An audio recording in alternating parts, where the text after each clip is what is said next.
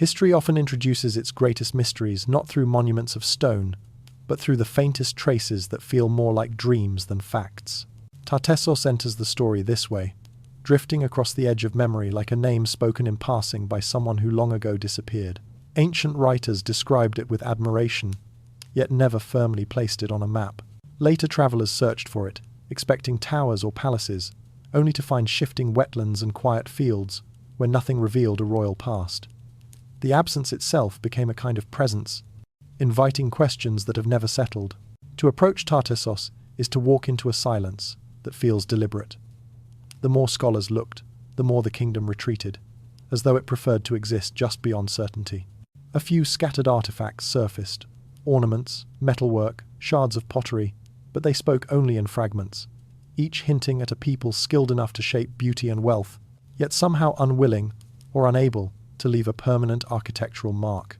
Every discovery deepened, the mystery instead of resolving it, creating an unusual sensation. A civilization admired in its own time, now reduced to a puzzle made of echoes rather than ruins. Even the earliest explorers felt this tension. They arrived with expectations shaped by the Greeks, who spoke of Tartessos as prosperous and influential. But the landscape they encountered offered no grand center of power, no fortified capital, only stretches of marshlands where the earth moved with tides and seasons. It was easy to imagine that anything built here might sink, dissolve, or drift beneath layers of silt. Yet that explanation never fully satisfied those who searched. Why would a kingdom so important to ancient trade leave so little for later centuries to study? The absence grew heavier the longer they looked. Ancient texts did not make the search easier. Herodotus hinted at kings whose influence stretched across seas.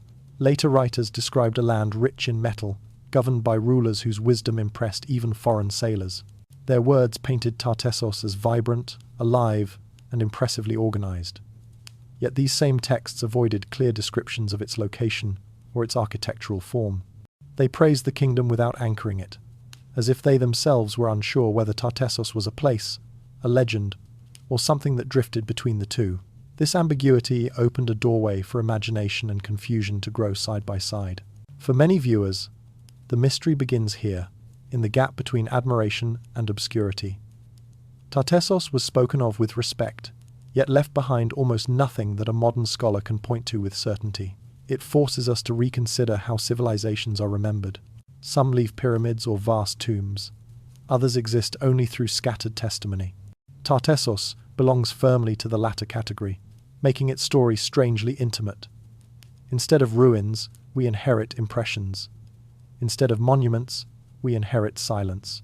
And in that silence, something compelling emerges, a sense that the kingdom is still slightly alive, waiting to be recognized again. That sensation deepens when we consider how little agreement exists among researchers. Some argue Tartessos was a single radiant city, perhaps near the mouth of the Guadalquivir. Others believe it was a loose constellation of settlements tied together by trade and belief rather than politics. Each interpretation changes the shape of the story. If Tartessos was a city, its disappearance feels abrupt, even catastrophic. If it was a culture spread across a region, its fading feels more like transformation than collapse. This uncertainty invites the audience to lean closer, sensing that clarity might lie somewhere just beyond view. As the story unfolds, the viewer begins to sense that Tartessos occupies a rare position in history. It is not entirely lost, yet not fully found. It appears in accounts from cultures that rarely agreed on anything, suggesting it held a real presence in the ancient world. Yet the physical absence complicates everything. A kingdom admired in its time should leave traces, roads, temples, burials, administrative marks, but the landscape remains quiet. The more one searches, the more Tartessos behaves like a memory rather than a city, retreating whenever we attempt to hold it still. And yet, paradoxically, this slipperiness becomes its charm. A kingdom unanchored to ruins invites imagination to roam. It leaves room for questions that stretch far beyond archaeology. How do societies choose what to remember? How do they forget? And what does it mean when a culture valued by its neighbors manages to evade the very discipline designed to preserve it? Tartessos offers no neat answers.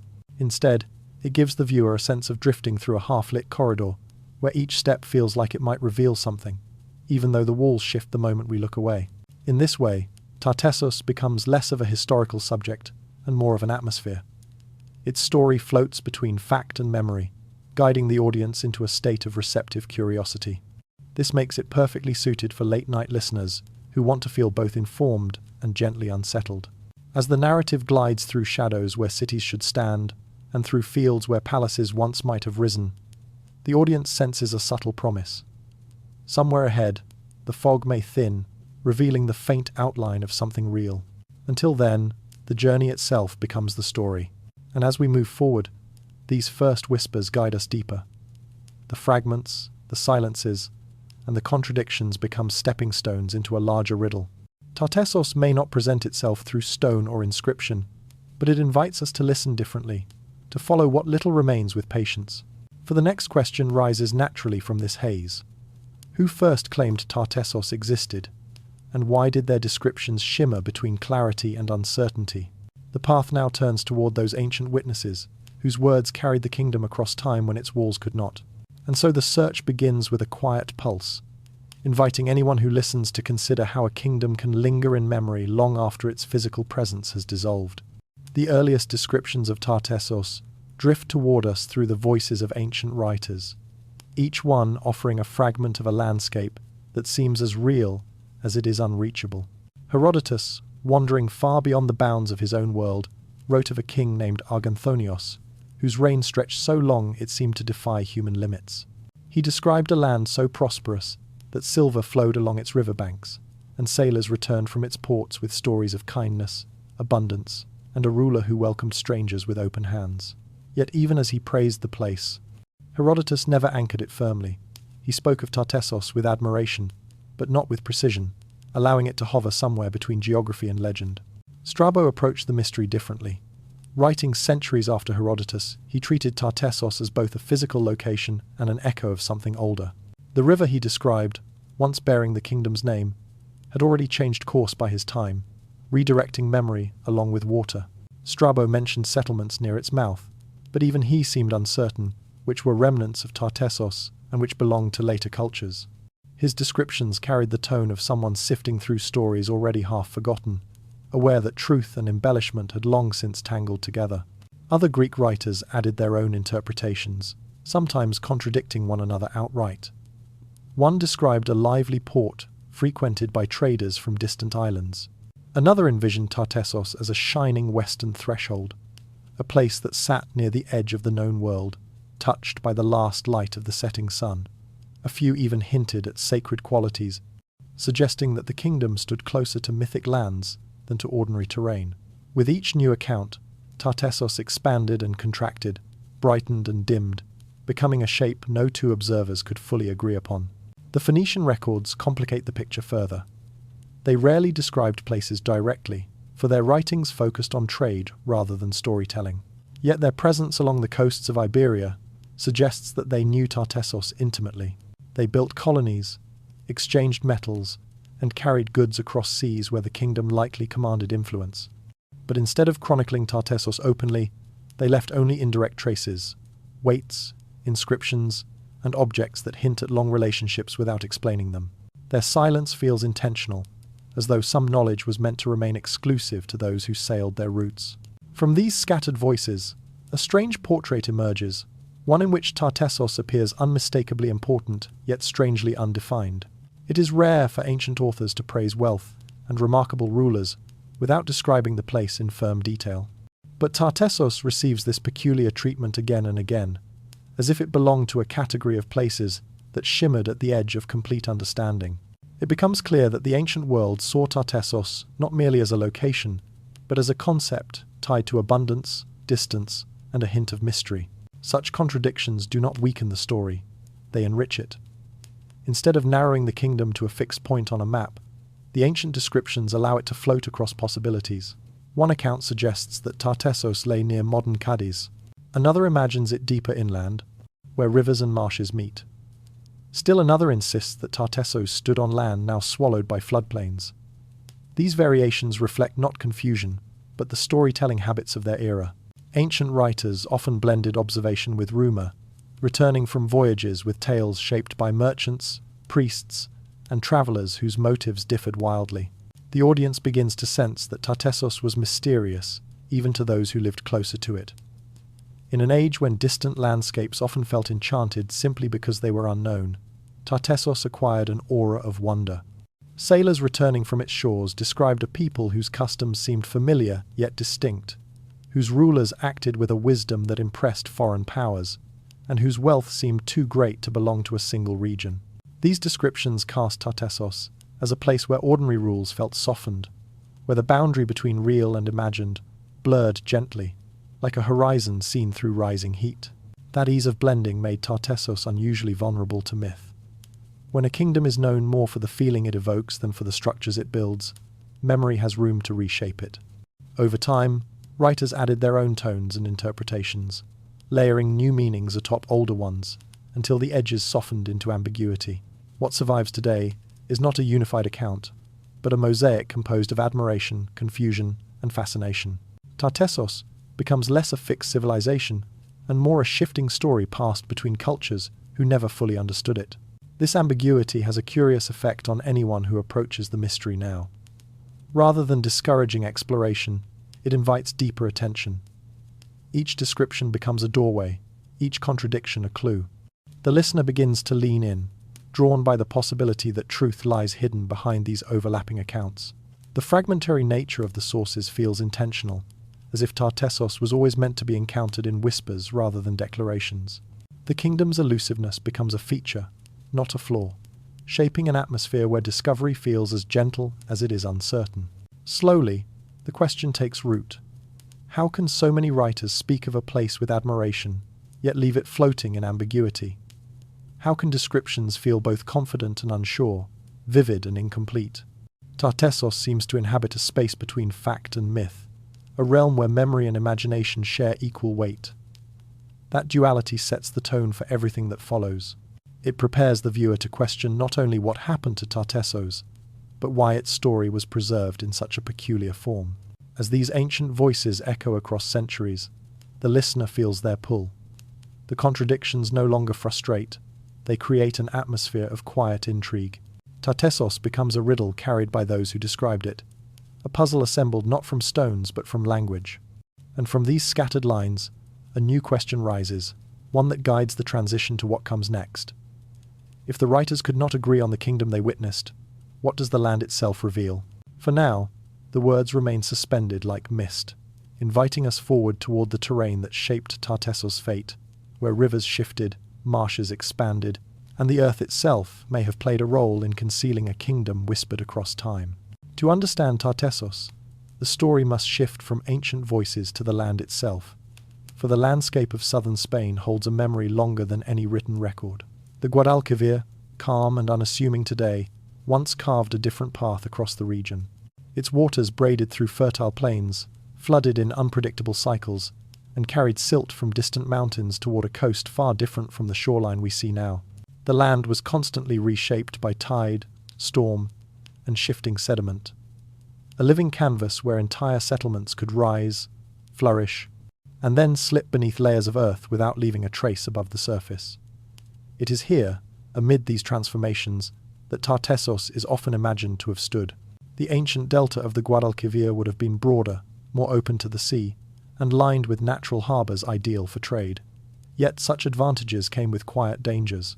A port built along soft floodplains sits on fragile foundations. Over centuries, marshlands can creep inland, swallowing fields and structures alike. As the river changed its course, the edges of civilization shifted with it, creating a landscape where permanence was more illusion than truth. Villages could disappear in a single season of heavy storms, their remains pressed under silt and water. If Tartessos lay anywhere near these shifting margins, its disappearance becomes less mysterious and more inevitable. Imagining the ancient terrain requires peeling back layers of time. Geological studies reveal that the coastline once stretched farther west, forming a wide estuary where ships sailed easily between inland settlements and the open sea.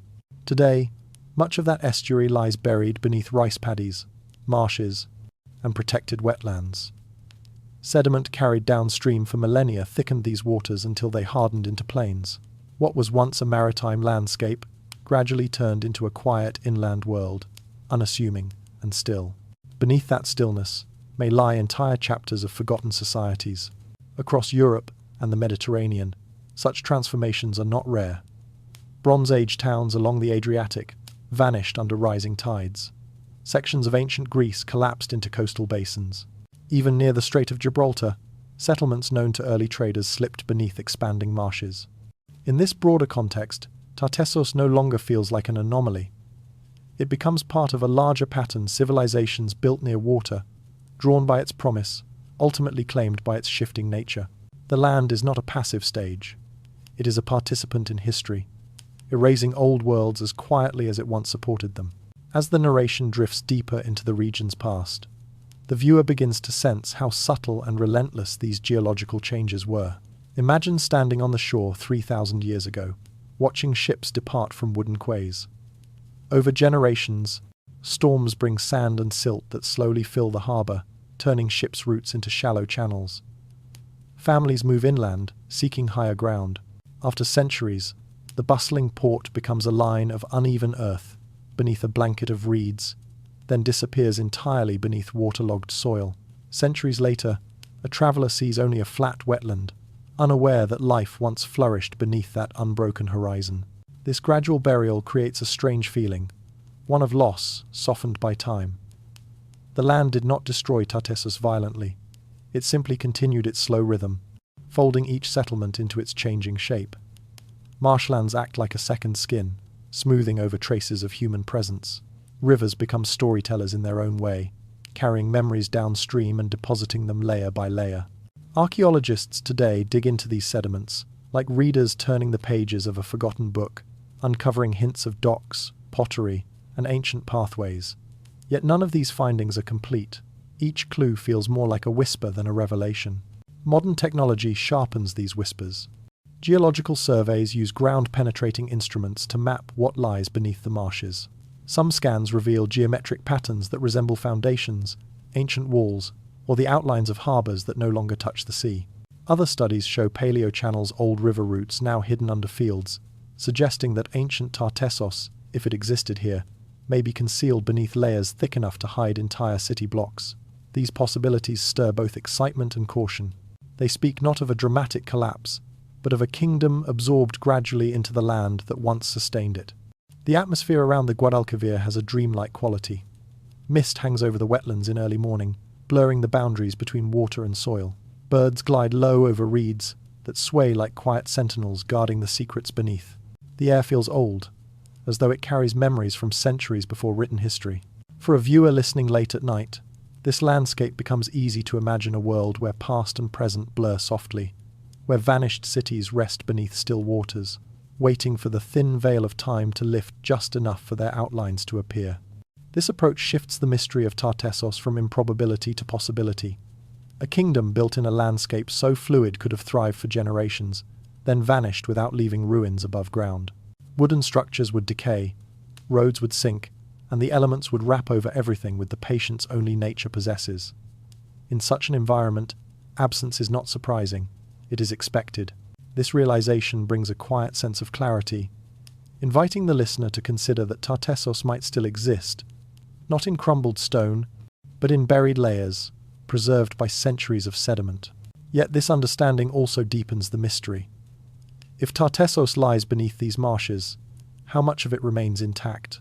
How many artifacts sleep in the dark, untouched by sunlight since the last inhabitants departed? And how much has dissolved entirely, leaving only the faintest imprint? The questions rise gently, guiding the audience toward the next step of the journey, searching for tangible evidence in a landscape shaped by time. With the land's shifting nature understood, the search now turns toward the traces archaeology has uncovered those scattered clues that might finally anchor Tartessos to real ground. The first archaeological hints of a lost civilization appear not as grand discoveries, but as fragments quietly surfacing across the region once associated with Tartessos. Around Huelva, Cádiz, and the wetlands of Doñana, researchers uncovered objects that did not belong to simple rural communities. They found goods forged from distant ores, pottery shaped in foreign styles, and traces of craftsmanship, suggesting workshops more advanced than those of surrounding settlements. These discoveries did not draw immediate attention. They emerged slowly, piece by piece, as if the land preferred to reveal its secrets with caution. Yet, as the fragments accumulated, they formed a subtle outline of a culture far more complex than previously imagined. In Huelva, excavations uncovered metal hoards buried in ways that suggested ritual significance rather than daily use. Some of the objects showed unmistakable influence from the Phoenicians, who travelled widely across the Mediterranean. But others had shapes and patterns unfamiliar to both Phoenician and Iberian traditions. This blend of styles hinted at a local elite capable of absorbing foreign techniques while maintaining a unique artistic language. It suggested an economy strong enough to attract trade, and a society organized enough to distribute valuable goods with intention. The fragments did not speak loudly, but they murmured of a people living at the crossroads of worlds. Farther west, near Cadiz, archaeologists discovered layers of imported ceramics and evidence of settlements that once interacted heavily with seafaring cultures.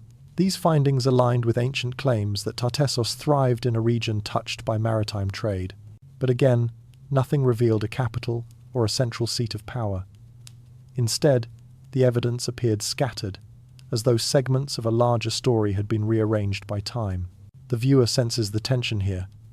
The artifacts suggest wealth and cultural exchange, yet the absence of monumental architecture creates a lingering doubt. If Tartessos truly ruled these lands, where is the city that anchored its influence? The marshes of Doñana offer a different kind of clue, one that stirs imagination more than certainty. Aerial surveys detect subtle raised shapes beneath the wetlands, mounds that resemble foundations or platforms. Their geometry tempts interpretation. Some appear circular, others rectangular, and a few align in patterns that resemble planned structures.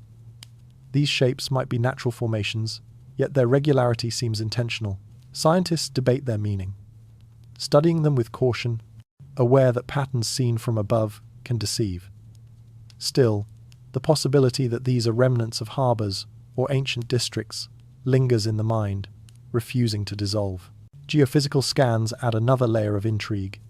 Beneath the mud lie lines that resemble canals or causeways. These features echo descriptions of a landscape once shaped by both river and sea, where complex engineering might have supported trade networks. Yet none of these hints provide definitive answers. They are puzzle pieces without a frame, each one suggestive enough to inspire curiosity, but not solid enough to confirm a kingdom's existence.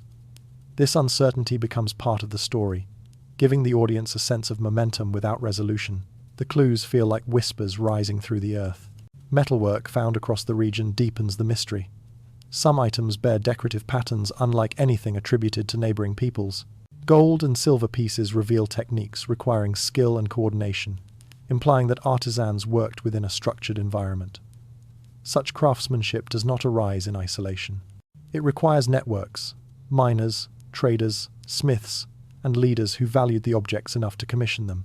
These finds hint at social hierarchy, spiritual beliefs, and regional pride, each fragment suggesting a larger cultural identity. If they do not belong to Tartessos, they must come from a group equally significant, yet no such group is known to history. Archaeologists often describe this stage of exploration as the almost phase. Each discovery feels close to revelation, yet stops before crossing that boundary. A decorated sword suggests a warrior class. A bronze bowl suggests ritual. A cluster of amphorae suggests trade. But none clearly state who made them or where they lived. The identity remains hidden, suspended between possibility and shadow. For the late-night listener, this uncertainty creates a soothing tension, a feeling of drifting through an ancient landscape where meaning glimmers just beyond reach. It is a mystery that invites patience rather than urgency.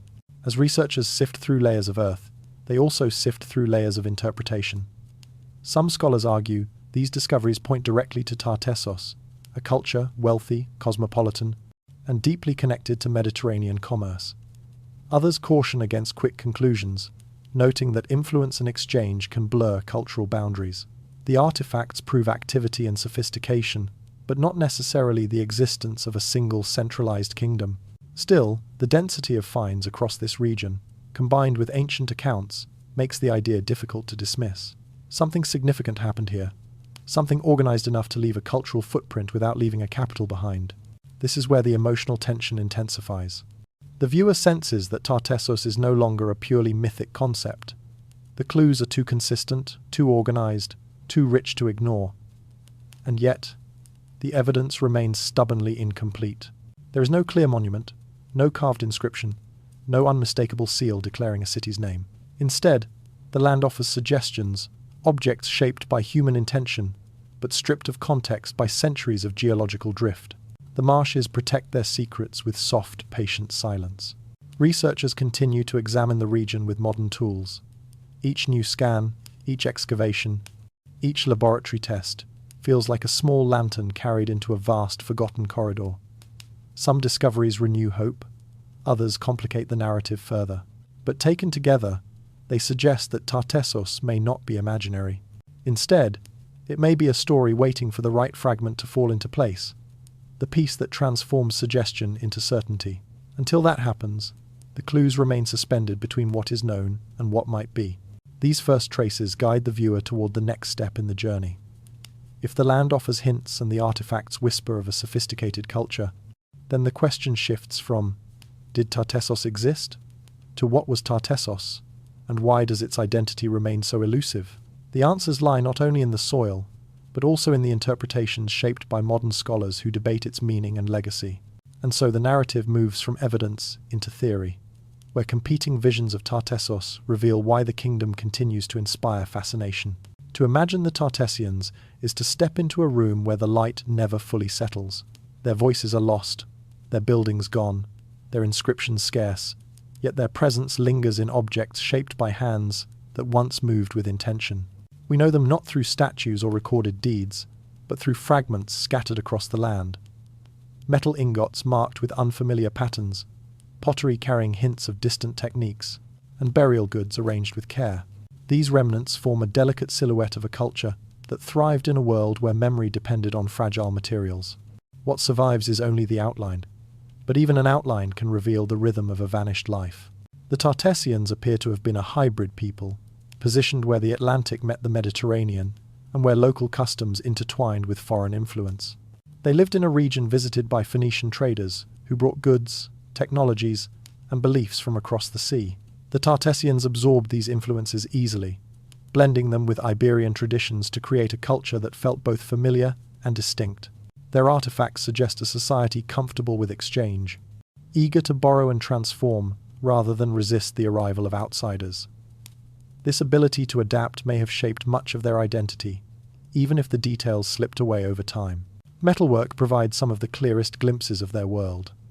Silver, abundant in their lands, became the substance through which the Tartessians expressed both wealth and artistry. Objects discovered across the region reveal skillful hands capable of shaping metals with precision. These items do not resemble simple tools or crude ornaments. They hint at workshops where craftsmen understood not only technique but design, creating forms that blended practicality with beauty. Such craftsmanship implies organized labor, access to resources, and leaders who valued the display of status. It speaks of a society with layers, responsibilities, and shared expectations. Burial customs offer another window, though the view remains narrow. Graves found near the territory associated with Tartessos show goods arranged with intention, suggesting that the Tartessians believed in honoring the dead with offerings. Some graves contain imported objects, demonstrating the reach of their connections. Others hold locally crafted items with stylized motifs that resist easy interpretation. These differences hint at social distinctions, varying beliefs, and evolving traditions. Yet the graves remain quiet on the question of identity, leaving only impressions that fade as soon as one tries to grasp them. The absence of ruins complicates everything. Unlike cultures that built with stone, the Tartessians may have preferred wood, earth, and organic materials that dissolve over centuries. Homes constructed from timber and clay would vanish in the shifting soils of the Guadalquivir basin. Public buildings, if they existed, might have been modest in height or designed with materials chosen for climate rather than durability. It is possible they built nothing that could withstand millennia of erosion and flood. Their architecture, practical for its time, may have evaporated long before archaeologists arrived to search for foundations. Daily life among the Tartessians likely centered around trade. Their land offered rich metals, fertile soil, and access to waterways. Phoenician traders would have brought dyes, glass, and crafted items in exchange for silver and agricultural products. The Tartessians might have welcomed these interactions not out of necessity, but because such exchanges enriched their world. Markets along riverbanks could have been lively spaces, where languages blended, ideas circulated, and distant news arrived carried by sails. Yet no physical market squares remain. Only the goods themselves survive, drifting through time like messages without signatures. Linguistic traces deepen the mystery. A few names, phrases, and symbols, possibly linked to Tartessos, appear in ancient texts, but none paint a clear picture of their spoken language. What little survives suggests affinities with Iberian tongues, though contact with Phoenicians likely shaped their vocabulary. Language evolves quickly and disappears easily when not written widely. The Tartessians may have spoken in a way that influenced neighbours, yet left no lasting script of their own. Their words vanished as soon as their society transformed, leaving silence where stories once flowed. Viewed collectively, these fragments form a quiet portrait of a people, skilled, adaptive, and connected. They were not isolated. They were not primitive. They navigated a complex world where commerce linked continents and ideas travelled along trade routes as swiftly as metals and grain. Their artifacts reflect confidence, curiosity, and craftsmanship. Their burial goods reflect belief and a desire to honour memory. Their trade patterns reflect ambition and opportunity. Each fragment adds depth, even as the picture remains incomplete. For the late-night listener, this reconstruction invites gentle speculation. Who laughed in these workshops? Who guided the boats along river channels? Who shaped the silver that gleamed beneath lamplight? None of these answers survive, yet the questions draw us closer to a people who lived fully, even if their traces faded. The Tartessians become more real through imagination, their lives unfolding quietly beyond the reach of stone. Instead of monumental ruins, they left behind the humbler record of human touch, shaped metal, patterned pottery, and the faint suggestion of rituals now forgotten. This absence of visible cities also invites another thought. Perhaps the Tartessians did not build in ways we expect because their priorities differed. Stability in marshland regions may have required flexibility rather than permanence.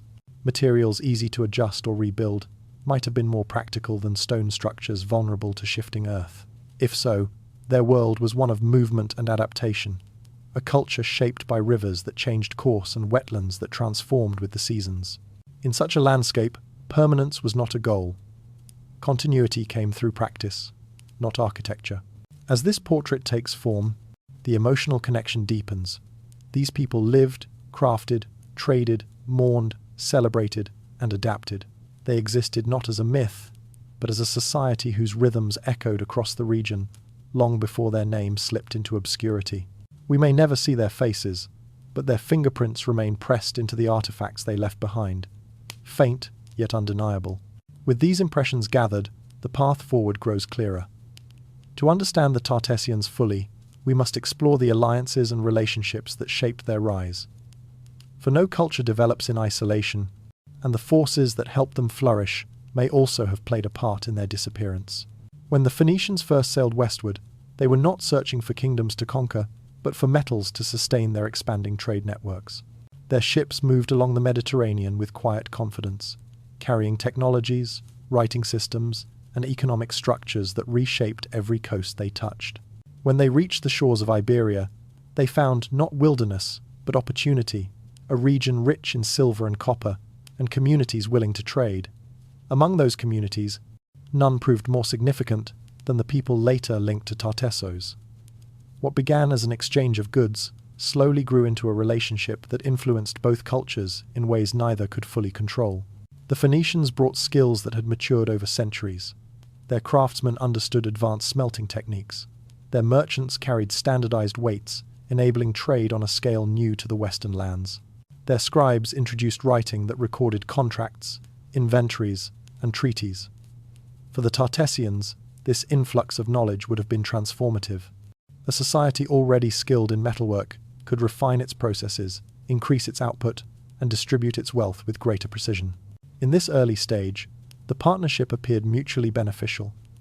Tartessos provided resources, while the Phoenicians offered expertise and networks linking them to distant markets. Yet influence rarely remains neutral. As Phoenician settlements along the coast grew, their presence deepened. What began as trading posts slowly became colonies, places where foreign customs took root, where temples rose to gods unknown to local tradition, and where economic models privileged merchants from the east. The Tartessians adapted to these changes, absorbing aspects of Phoenician culture even as they maintained their own identity. But adaptation can create imbalance. Foreign traders gained access to resources previously controlled by local elites. Wealth flowed differently. Decisions once made within the kingdom began to shift toward those who managed the trade routes. Some scholars argue that Tartessos flourished precisely because of this relationship. They picture a kingdom elevated by foreign support, its rulers strengthened by alliances with experienced merchants who brought goods, ideas, and prestige. In this interpretation, Tartessos became a western hub for a vast network stretching from Tyre to Cadiz. Its elites gained power through cooperation, learning from Phoenician advisors, and shaping policies that aligned with international trade. The kingdom's rise becomes a story of successful partnership, where collaboration opened doors to prosperity and influence. But other scholars offer a darker possibility. They suggest that dependence on Phoenician trade made Tartessos vulnerable. When a kingdom's wealth is tied to foreign merchants, stability becomes fragile. If alliances shift or economic priorities change, the partner left behind can collapse with surprising speed. In this view, Tartessos rose not through its own strength, but through the window of opportunity created by Phoenician interest. And when that interest faded, perhaps due to competition, internal struggles, or geopolitical pressure, the support evaporated. Without trade, wealth ebbed. Without wealth, political unity faltered. There are even theories that Tartessian elites were gradually replaced or absorbed by Phoenician settlers. Archaeological evidence shows areas where material culture shifts abruptly, suggesting changes in leadership or population. Some researchers imagine a slow, quiet takeover. Foreign administrators gaining influence, marriages intertwining ruling families, and economic dependency turning into cultural dominance. Over time, the distinct identity of Tartessos could have dissolved into the broader Phoenician sphere, leaving behind no clear record of transition. The disappearance becomes not a dramatic event, but a soft blending, where one culture fades into another without conflict or without leaving ruins. Yet the opposite possibility exists. Tartessos may have resisted Phoenician expansion too strongly, asserting independence in ways that threatened foreign interests. A kingdom controlling rich metal deposits would have been tempting to influence and dangerous to oppose. If Tartessos challenged the rising power of Phoenician colonies, the relationship could have fractured. Merchants might have redirected trade elsewhere, depriving the kingdom of its primary economic engine. Rival factions could have exploited tensions, weakening Tartessian authority. In this scenario, resistance becomes a slow undoing, leaving the kingdom isolated amid shifting political tides. The ambiguity between these theories creates a quiet fascination.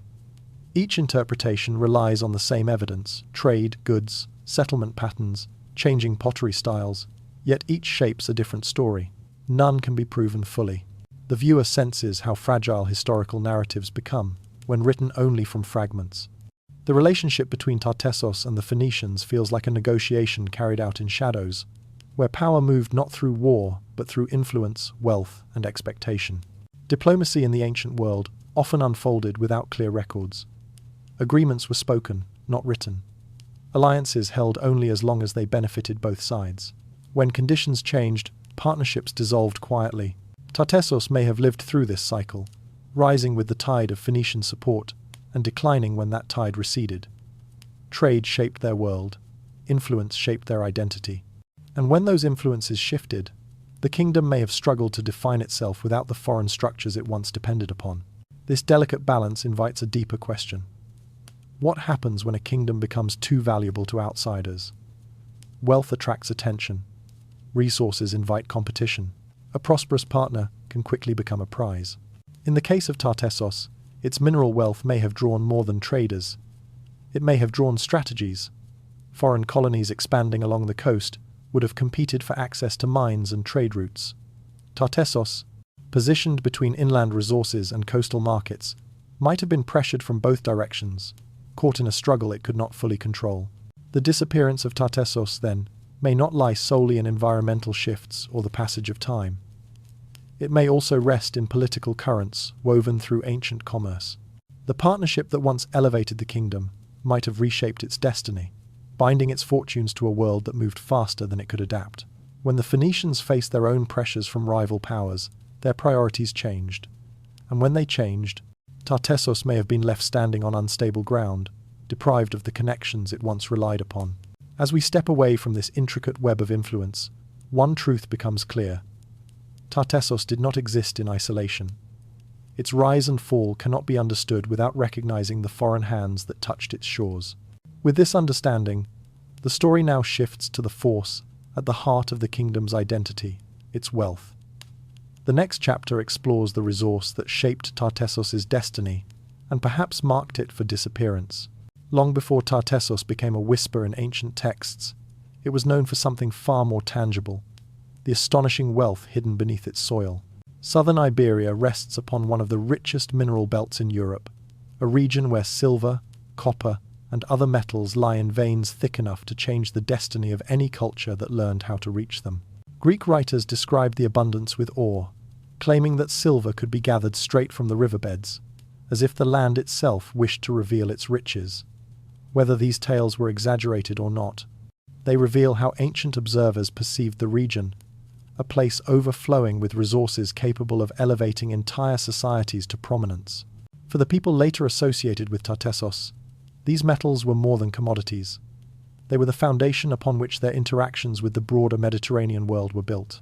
Silver, in particular, became the material through which Tartessos communicated its power.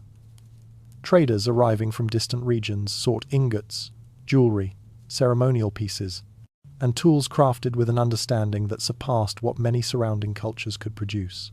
In these objects, one sees not only wealth but organization, miners extracting ore, smelters refining it, craftsmen transforming it, and leaders distributing it with intention.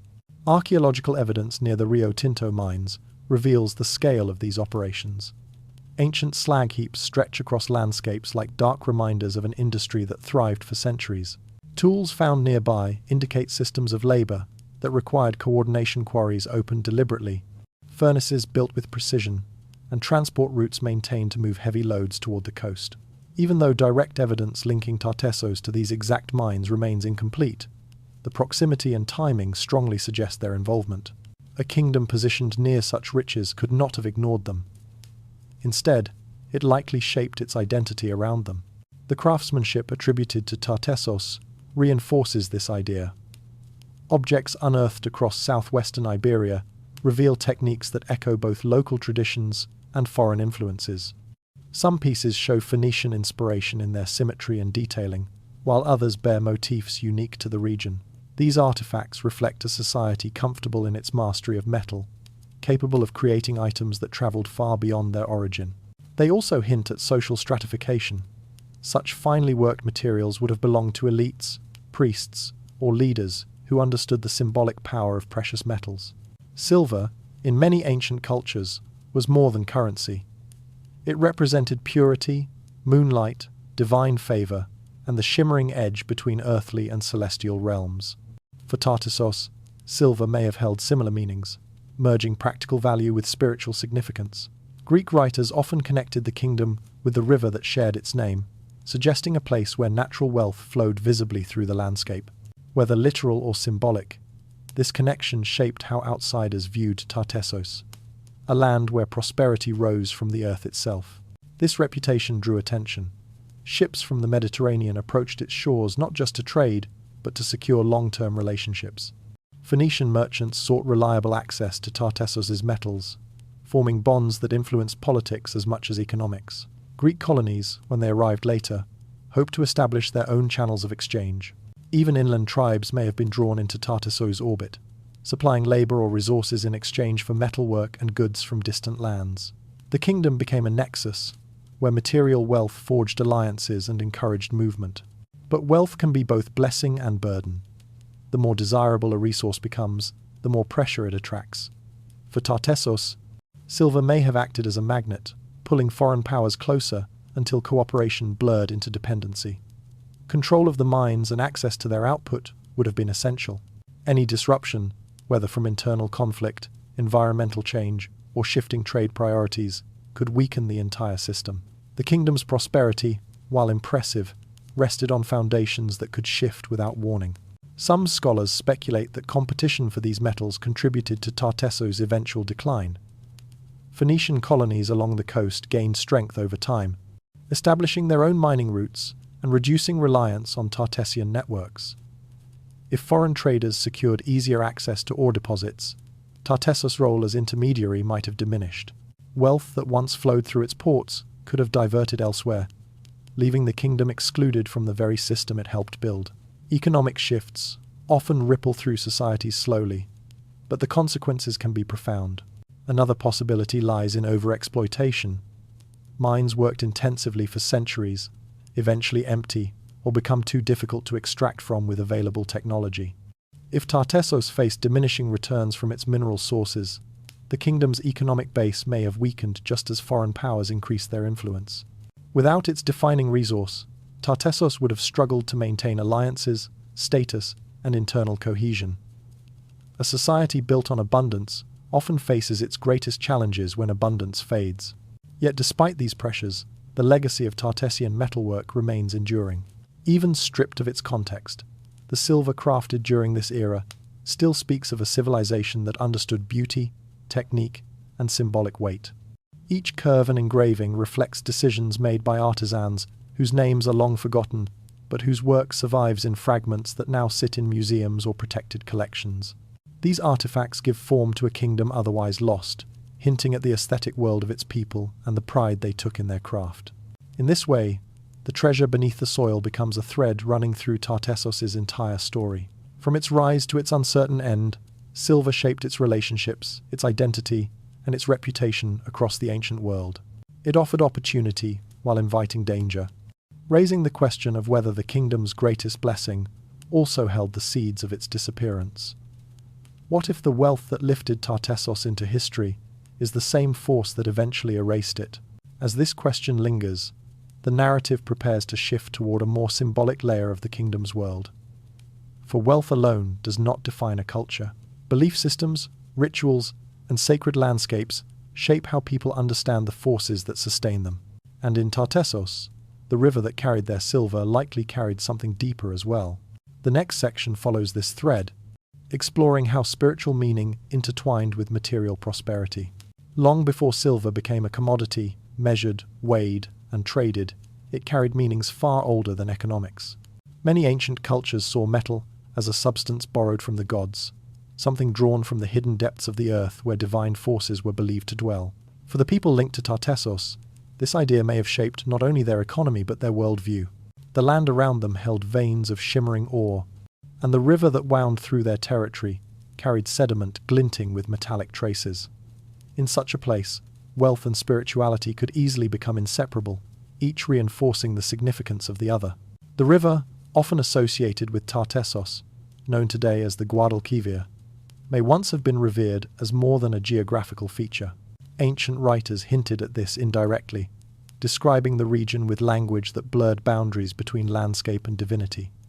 The river's changing course, its flood cycles, and its gift of fertile soil would have made it essential to life.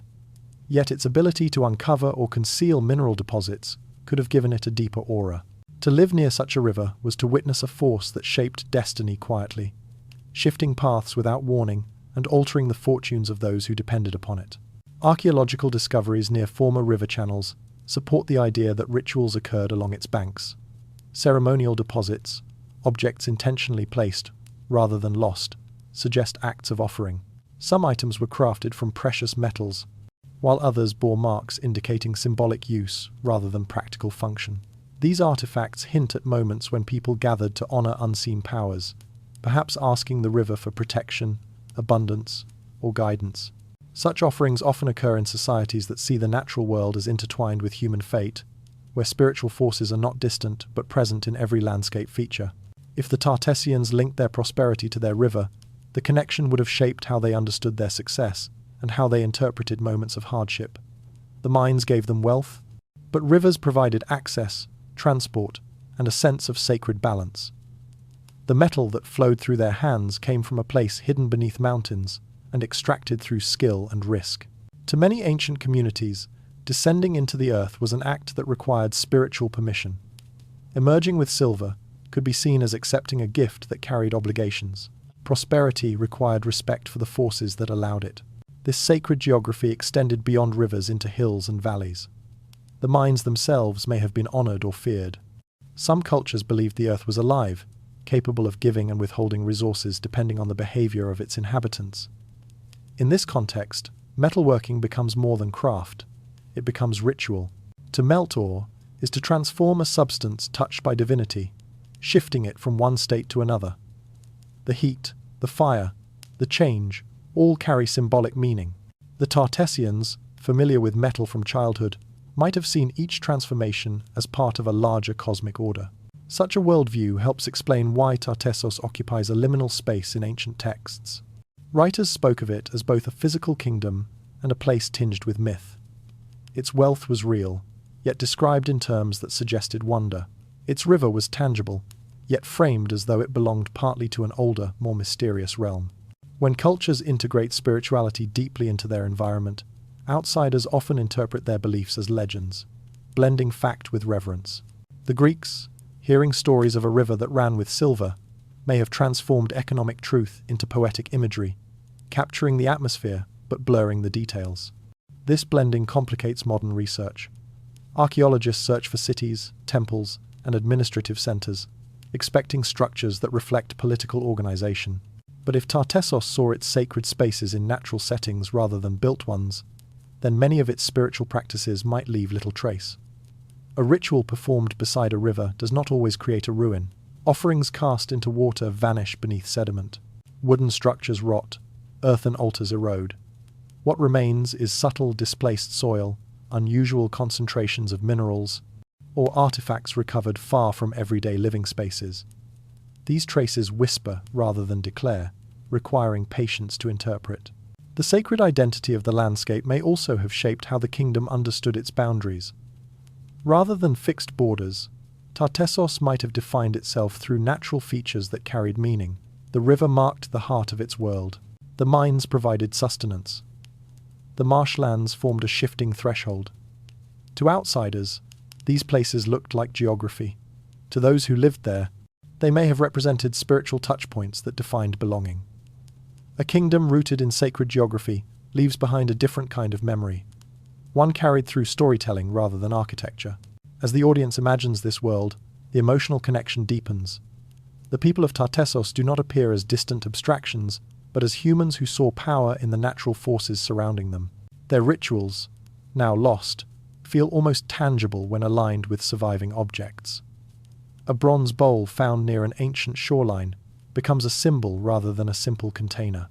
A silver pendant buried alone becomes an act of devotion rather than an inexplicable discard.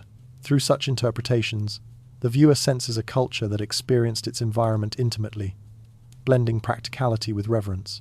But sacred landscapes are fragile. When rivers change course, meaning shifts with them. Old banks become abandoned. New channels carve paths where no rituals were once performed. If Tartessos tied its identity to a river that later moved, the kingdom may have entered a period of uncertainty. The physical space holding their stories transformed, leaving traditions anchored to places that no longer existed. This idea casts a quiet shadow across the narrative. What happens when the force that sustains a kingdom also erases the landmarks that define it? As prosperity and spirituality intertwine, another thread becomes clear. If foreign traders entered this world without sharing its beliefs, misunderstandings could arise. Economic partnerships built on practical exchanges might fail to grasp the deeper meanings attached to certain landscapes. Such differences could shape alliances and tensions, influencing the kingdom's stability. The sacred river may have guided Tartessian life, but foreign powers cared primarily for silver, trade, and opportunity. With wealth and belief understood as intertwined forces, the story now turns toward the catalyst that altered everything. The arrival of powerful civilizations whose interests did not always align with the rhythms of Tartessos' sacred world. Long before Tartessos faded into silence, the Mediterranean world began stretching its influence westward, reaching toward the edges of lands that had once seemed distant and self-contained. Sailors from Phoenicia, Greece, and North Africa pressed against the horizon, driven by curiosity, ambition, and the relentless search for new opportunities. Their ships cut across waters that had, until then, belonged mostly to local traders who understood the tides and winds intimately. With each new arrival, the western coast of Iberia felt its isolation shrinking. The region stood at the threshold of a new era, one shaped by encounters powerful enough to alter everything. For Tartessos, these early contacts carried both promise and risk. The kingdom's position near river routes, mineral deposits, and accessible harbours made it an attractive point of connection. Foreign ships arrived with goods that dazzled local elites: glasswork, dyes, ceramics, painted with intricate designs, and technologies that offered advantages in agriculture, warfare, and administration. These objects were not merely tools or luxuries, they were emissaries, carrying with them the philosophies and customs of the cultures that crafted them. The Tartessians, curious and adaptive, absorbed many of these influences. They learned from the newcomers, traded with them, and built relationships that seemed mutually beneficial. But benefits rarely arrive without consequences. As the Mediterranean powers expanded westward, they carried with them not only commerce but competition. The Phoenicians established fortified colonies along the southern coast, each one a foothold that strengthened their presence. These colonies grew into nodes of influence, spreading ideas and asserting control over trade routes. Greek merchants followed, attempting to carve their own pathways into the region. Even interactions with North African cultures added layers of complexity, bringing new beliefs and politics into the mix. Tartessos found itself surrounded by forces whose ambitions reached far beyond simple exchange. The elites of Tartessos faced choices that would shape the kingdom's future. They could welcome these foreign powers and integrate into the expanding Mediterranean system, becoming partners in a world of growing connectivity. Or they could resist, protecting their autonomy by limiting the influence of outsiders. In reality, they did both. Tartessos adopted technologies and embraced trade, but hesitated to surrender its sovereignty. The kingdom sought to maintain control over its resources while allowing just enough influence to keep alliances profitable. This delicate balance guided their decisions, each one a calculated attempt to maintain independence without losing access to valuable networks. Yet foreign powers had their own calculations. The wealth of Tartessos was not a secret. Tales of silver and fertile lands spread across distant ports, attracting more ships and more interest. As the Mediterranean world inched westward, opportunities transformed into strategic objectives. Control over Tartessian trade routes meant control over metal supplies.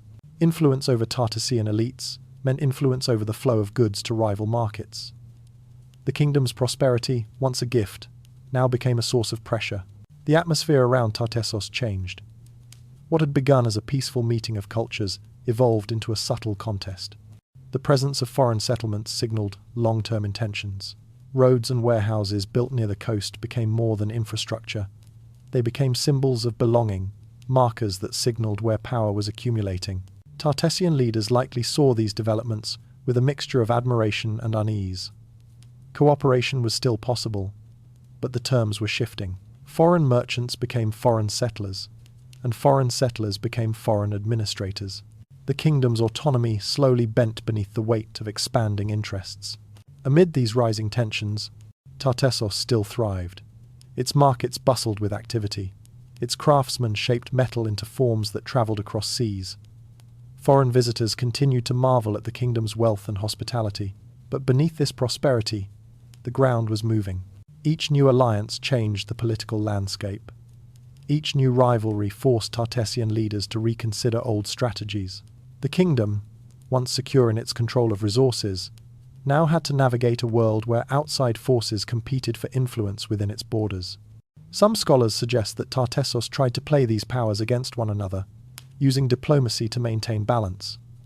If so, the strategy required deft negotiation and constant adaptation. Other researchers believe Tartessos attempted to assert stronger control over its internal affairs, resisting certain foreign customs while embracing others selectively.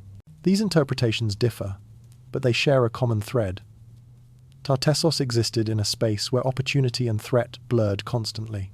The kingdom stood at the convergence of interests that could elevate or undo it, depending on how events unfolded. For the late-night listener, the tension becomes palpable. Tartessos is no longer a passive participant in a quiet landscape. It becomes a kingdom, standing before an open door through which the wider world is stepping. The sense of isolation fades, replaced by a feeling that the kingdom is being watched, evaluated, and measured by cultures with long histories of expansion.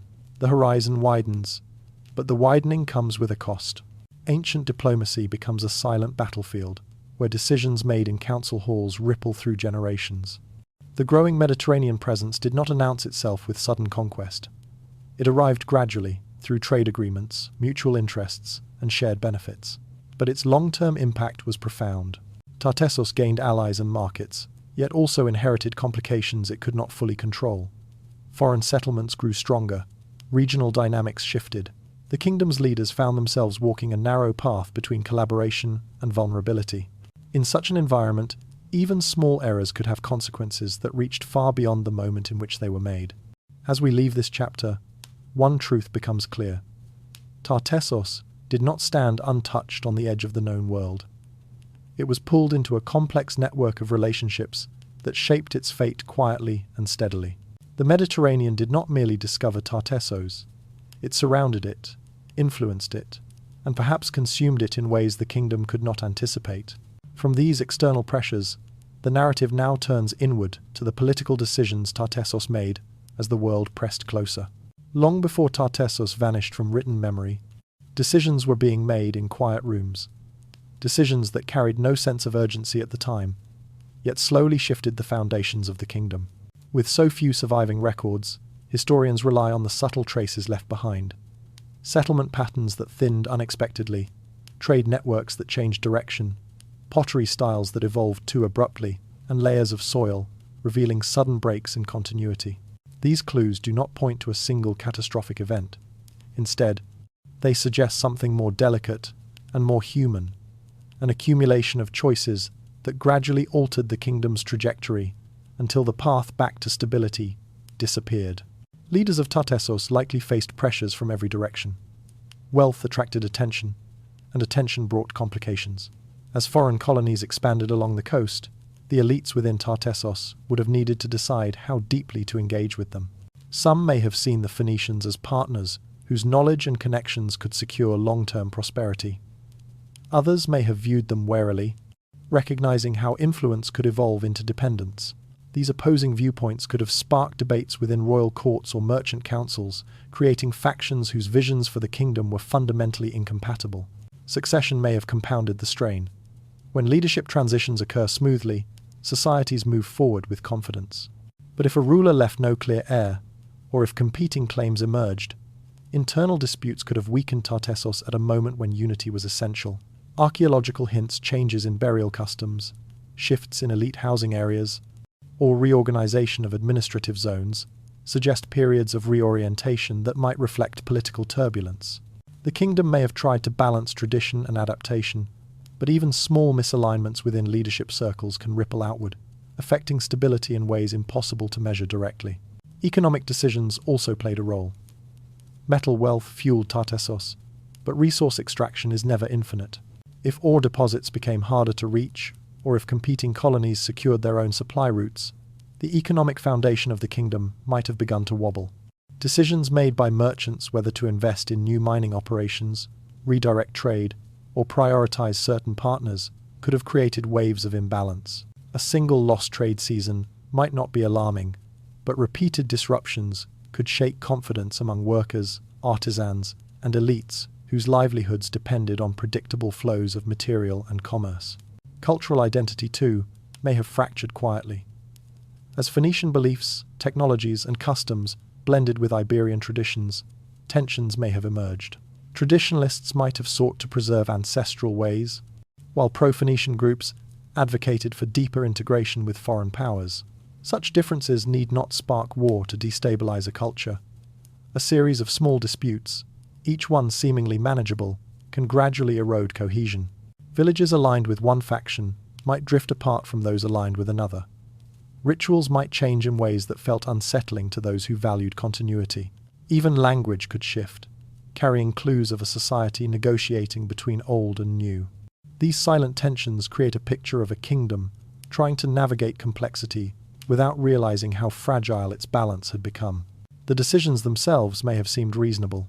Adjust trade routes, welcome new advisors, invest in foreign goods, strengthen ties with allies, or preserve traditional practices. But when layered atop one another, these choices created a network of dependencies and vulnerabilities. A partnership that once brought prosperity could become a strain. A policy meant to stabilize the economy could unintentionally weaken local authority. A leader's attempt to compromise could leave factions dissatisfied. As the years passed, the kingdom's internal rhythms may have shifted in ways too subtle for observers to recognize. Archaeological evidence shows moments when settlement densities decreased, suggesting that communities relocated or dissolved. Certain workshops that once produced elite metalwork stopped abruptly, hinting at economic contraction or changing political priorities. The absence of centralized construction projects during certain periods might reflect hesitation or uncertainty among leaders who no longer felt confident investing in monumental architecture. The silence in these traces speaks loudly. Something within Tartessos was shifting, and the kingdom did not know how to correct its course. The most haunting aspect of this slow decline is its invisibility to the people living through it. Rarely does a society recognize the moment when its future begins to dim. People adapt to small changes, believing they are temporary. Leaders reassure themselves that tensions will ease. Merchants trust that trade will rebound. It is only in hindsight, long after the evidence is buried, that the pattern becomes clear. The gradual unraveling of Tartessos likely felt like ordinary life to those within it, each season blending into the next, with no clear signal of what was slipping away. Modern viewers may find this tension familiar. Societies often change not through dramatic upheavals, but through a series of choices made quietly, each one appearing rational in isolation. Tartessos, positioned between powerful neighbors and shifting economic realities, lived within this pattern. Its fate may have been sealed not by a single crisis, but by a chain of decisions that gradually narrowed its options until none remained. The kingdom's leaders may have believed they were maintaining stability, unaware that the ground beneath them had begun to move. By the time foreign influence intensified and regional pressures mounted, Tartessos might have lacked the cohesion necessary to respond effectively. The alliances that once strengthened the kingdom may have become sources of dependence. The resources that once ensured prosperity may have started to dwindle. Cultural unity may have thinned under the weight of competing identities. When external forces finally pressed harder, Tartessos faced the world with weakened foundations, unable to anchor itself against rising challenges. This slow, unseen fracturing adds depth to the mystery of Tartessos. Instead of imagining a dramatic fall, the audience is invited to picture a society dimming gradually, like a lantern losing fuel. Decisions made behind palace walls, in merchant gatherings, or within families shaped the kingdom's destiny long before its name vanished from records. These choices, so ordinary in their time, became the quiet architects of its disappearance. With these internal dynamics understood, the narrative moves forward. The next chapter examines the moment Tartessos slips beneath history's surface, revealing how silence replaced a kingdom that once shone brightly across the western Mediterranean. The disappearance of Tartessos from ancient writings is one of the most unsettling episodes in its story. For centuries, Greek and Phoenician authors mentioned the kingdom with admiration, curiosity, and respect. They described its wealth, its rulers, and its importance in Western trade. Then, abruptly, the references stop. Around the 6th century BCE, a silence settles across the historical record. A silence so complete that it does not merely obscure Tartessos, it erases it. No lamentations, no accounts of conflict, no warnings of disaster. The kingdom simply fades, leaving later generations to wonder how a society once visible to foreign observers could slip from memory so swiftly. This sudden literary disappearance becomes a map of absence. Greek writers who once praised Tartessian hospitality no longer speak of its rulers. Phoenician inscriptions that once traced commercial routes no longer mention the name. Even the neighboring cultures, those most likely to notice change, remain quiet. It is as if a once bright lantern was extinguished in the middle of a crowded room. Yet no one thinks to record who dimmed it or why. This quietness is not ordinary. Civilizations usually leave traces in the words of those who witness their decline, whether through conflict, famine, migration, or transformation. But Tartessos leaves none. Archaeology confirms that something shifted during this period. Cities associated with Tartessian influence begin to show abrupt changes in their material culture. Pottery styles morph into new forms. Metalworking techniques transition to methods more common among later Iberian groups. Elite artifacts disappear from certain sites, suggesting upheaval or redistribution of power. Trade goods that once flowed freely between the kingdom and Mediterranean partners diminish, replaced by objects from regions that were previously less prominent. These subtle clues paint a picture not of sudden destruction, but of gradual dissolution, an unraveling that leaves behind no clear narrative. One theory proposes a catastrophic event, a flood, earthquake, or environmental crisis strong enough to displace populations and disrupt trade. The region's river systems and marshes were unstable, and a major shift could have crippled the kingdom's agricultural and commercial infrastructure. Yet if such a catastrophe occurred, one might expect echoes of it in distant writings, for natural disasters often resonated far beyond their origin. The absence of those echoes complicates this theory, hinting that if disaster played a role, it was one overshadowed by broader political dynamics. Another possibility is political takeover. As Phoenician colonies expanded and solidified their influence along the coast, local power structures may have been absorbed. Tartessian elites could have been replaced or integrated into new political frameworks that no longer carried the old name. A kingdom does not always fall with violence. Sometimes it is reorganized into something new, leaving the original identity behind. If Tartessos transformed into another cultural entity, perhaps the Turdetani mentioned later by Roman writers, the disappearance from texts might reflect not annihilation, but renaming. Migration offers yet another explanation. If internal pressures, foreign competition, or environmental changes became too great, populations may have moved inland or dispersed among neighboring groups. Over time, their cultural markers would dilute, blending into the identities of those they joined. In such cases, continuity survives through shared practices, rather than distinct labels. Tartessos might have lived on in the minds and customs of its descendants, even as the kingdom itself vanished from written memory. There is also the possibility of deliberate rebranding. Civilizations sometimes shed old identities when leadership changes, or when alliances shift. If Tartessian rulers saw value in aligning more closely with emerging regional powers, the name Tartessos might have been set aside intentionally. This explanation aligns with the archaeological record, which shows gradual cultural evolution rather than abrupt collapse. Names can disappear even when people remain, especially in eras where political authority and cultural expression were fluid. Whatever the cause, the emotional weight of this disappearance lies not in what happened, but in how silently it occurred. A kingdom respected by outsiders, enriched by trade, and rooted in a sacred landscape vanished without farewell. The lack of recorded commentary becomes more haunting than any tale of destruction. It suggests a world moving forward without noticing what it left behind, a shifting horizon that swallowed the kingdom's voice before anyone realized it had grown quiet. For modern viewers, this silence draws them closer. It encourages reflection on how fragile visibility can be, how even powerful societies can fade when circumstances align against them. The audience senses the loneliness of a kingdom slipping from history's grasp, its achievements preserved only in scattered artifacts, its memory dependent on those who seek to recover its story. This disappearance invites empathy as much as curiosity. It asks listeners to imagine what it feels like to live in a world where your culture is vibrant, one generation, and forgotten the next. The literary silence also deepens the mystery surrounding Tartessos' influence. If the kingdom continued in another form, why did later writers not mention the transformation? If it collapsed entirely, why did no chronicler describe the event? The lack of clarity forces us to rely on fragments, broken ceramics, shifting trade lines, and hints preserved in soil layers. These remnants become the only storytellers willing to speak. They offer a narrative that is incomplete, yet compelling enough to keep researchers searching for answers beneath marshes and fields. As we trace this vanishing across ancient texts, the story begins to narrow into a sharper question. Why did Tartessos leave no unmistakable ruins behind? Literary silence is one form of disappearance, but physical absence is another. The next part of the journey moves from what was written or not written to what remains in the land. The mystery deepens, guiding us from vanished words into vanished places, where the earth itself holds clues hidden beneath centuries of sediment. With the literary trail now quiet, the story turns toward the physical world and its unanswered questions. The absence of ruins is the deepest shadow in the story of Tartessos.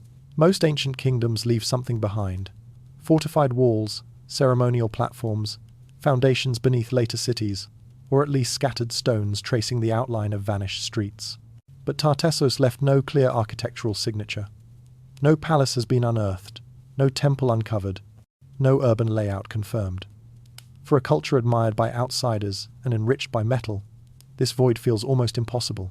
The mystery grows heavier because the land where Tartessos should have stood refuses to offer definitive answers, presenting instead a mosaic of possibilities that never settle into one complete picture. One explanation lies in the materials the Tartessians may have used. If their buildings were made primarily of wood, clay, and other organic elements, little would survive after centuries of rain, flooding, and erosion. Structures built near marshlands decay far more quickly than those raised on stone. Roofs collapse into soil, beams rot, and walls dissolve into mud. In such environments, even large settlements can vanish without leaving obvious ruins. If Tartessos favored adaptable architecture suited to a flexible landscape, the traces may simply have returned to the earth, blending with sediment until indistinguishable. Another possibility points to flooding. The wetlands surrounding the Guadalquivir have shifted dramatically over time, swallowing ancient surfaces and burying them beneath meters of silt. River deltas are restless places, always moving, always reshaping themselves. A city built near a tidal marsh might thrive for generations, only to be submerged when waters rise or when storms deposit layers of mud over its foundations. Once buried, even substantial buildings can disappear from sight, hidden beneath landscapes that now seem untouched. If Tartessos stood along one of these older channels, its remnants could lie beneath areas that appear, at first glance, entirely natural. Earthquakes add another layer to the riddle. The region sits near tectonic boundaries, and historical records note destructive seismic events in southern Iberia. A powerful earthquake could have damaged structures, triggered local tsunamis, or caused land subsidence. Such an event might not erase a city completely, but it could weaken buildings enough for later floods to finish the work. Over centuries, destruction and sedimentation would combine, leaving behind a landscape devoid of visible traces, yet rich in buried secrets. Archaeologists studying soil cores near Doñana have found unusual layers that suggest sudden environmental shifts. Though none can be definitively linked to Tartessos, cultural absorption offers a different explanation, one rooted not in nature, but in people. If Tartessos was gradually integrated into Phoenician or later Iberian societies, its cities may have been repurposed rather than abandoned. Buildings could have been dismantled for materials. Foundations might have been rebuilt according to new customs. Entire districts might have been transformed beyond recognition. Over time, the architectural identity of Tartessos could have dissolved into that of the cultures that followed. In this case, the ruins of Tartessos may not be missing at all, they may simply be mislabeled, hidden beneath layers of later occupation that obscure their origins. Despite these possibilities, none fully explain the puzzle. Archaeologists have long turned their attention to the Doñana Marshes, where aerial surveys reveal geometric anomalies beneath the wetland surface. Some shapes resemble walls or platforms. Others hint at harbour structures or artificial embankments. These features spark imagination, yet remain ambiguous because the marshlands are difficult to excavate. Waterlogged soil shifts, equipment sinks, and access is restricted to protect the fragile ecosystem. Surveys suggest something is there, something built by human hands, but without excavation, certainty remains out of reach. Similar anomalies appear elsewhere in the region. Rectilinear patterns near ancient coastlines hint at settlement remains, but erosion has blurred their outlines. In some places, faint traces of roads or boundaries appear beneath modern farmland, but not enough to confirm a lost urban centre. Everywhere, the evidence feels fragmented, incomplete, as though Tartessos were intentionally avoiding full discovery. What researchers find is compelling, but not conclusive, a pattern that both frustrates and inspires those who continue the search. The emotional core of this absence lies in what it suggests about the nature of history. We expect civilizations to speak clearly through their ruins, to leave behind stones that can be measured, dated, and decoded. When they do not, we feel an uncomfortable gap between what must have existed and what remains. Tartessos forces us to face this discomfort. Its wealth, influence, and presence in ancient writings imply a society of substance, yet the land offers only faint whispers. This contrast draws the audience deeper into the mystery, encouraging them to imagine possibilities that archaeology has not yet confirmed. Some researchers propose that Tartessos was not a single city, but a network of settlements spread across the region. In that case, its ruins would be scattered too widely for easy identification. Instead of one monumental center, Tartessos may have consisted of multiple hubs connected by trade routes, river channels, and shared cultural practices. If so, the disappearance becomes less like the erasure of a city and more like the diffusion of a culture into the broader Iberian world. Ruins might exist, but none would clearly bear the name Tartessos, because the kingdom itself was not centralized enough to leave a singular trace. Other scholars argue that Tartessos survives in archaeological sites already known, but not fully understood. Settlements with mixed cultural influences might represent Tartessian districts, overlooked because their architecture does not match expectations. A city might stand in plain sight, hidden not by soil but by assumptions. If researchers anticipated grand stone structures but Tartessos built modestly, misidentification becomes inevitable. The ruins may be there, quietly offering clues to those willing to reinterpret them through a different lens. Ultimately, no single explanation suffices. Tartessos's architectural silence is likely the result of multiple forces acting over centuries. Natural shifts, cultural blending, resource pressures, and the passage of time itself. Together they created a void, a blank space, where a kingdom once stood. This convergence of circumstances transforms Tartessos into something rare, a civilization known mainly through absence, preserved in questions rather than answers. The lack of ruins becomes part of its identity, a reminder that history does not always reveal itself neatly. With this enigma deepening the mystery, the story now turns toward those who refused to let Tartessos fade completely, the modern searchers who dedicated their lives to rediscovering what the land concealed. Long before satellite scans and predictive models guided archaeological research, the search for Tartessos depended on the minds of individuals willing to chase a whisper across unfamiliar landscapes. In the 18th and 19th centuries, scholars and adventurers turned their attention toward the southwestern corner of Spain, drawn less by evidence than by the allure of a forgotten kingdom mentioned in ancient texts. Their journeys unfolded in an era when exploration was shaped by imagination as much as science, and the line separating myth from possibility was thin enough to step across without hesitation. These early seekers came from different backgrounds and carried different ambitions. Some were academics determined to anchor classical references to identifiable locations on modern maps. Others were romantic wanderers influenced by stories of Atlantis and golden cities, searching not only for Tartessos, but for proof that the world still hid wonders. Nationalism also played a role. As European countries sought to build identities rooted in deep antiquity, discovering Tartessos offered a path to claim a glorious, ancient past. Whether motivated by scholarship or pride, each explorer contributed to the growing belief that Tartessos was real and waiting to be found. Their methods, however, reflected the limitations of their time. Without advanced tools, they relied on intuition, local legends, and comparisons between ancient descriptions and visible landscapes. A hill resembling a mound mentioned by Strabo might become a potential palace. A river bend matching a phrase from Herodotus could spark speculation about a harbour. These explorers walked the land with maps that blended geography and imagination, sometimes projecting their desires onto the terrain.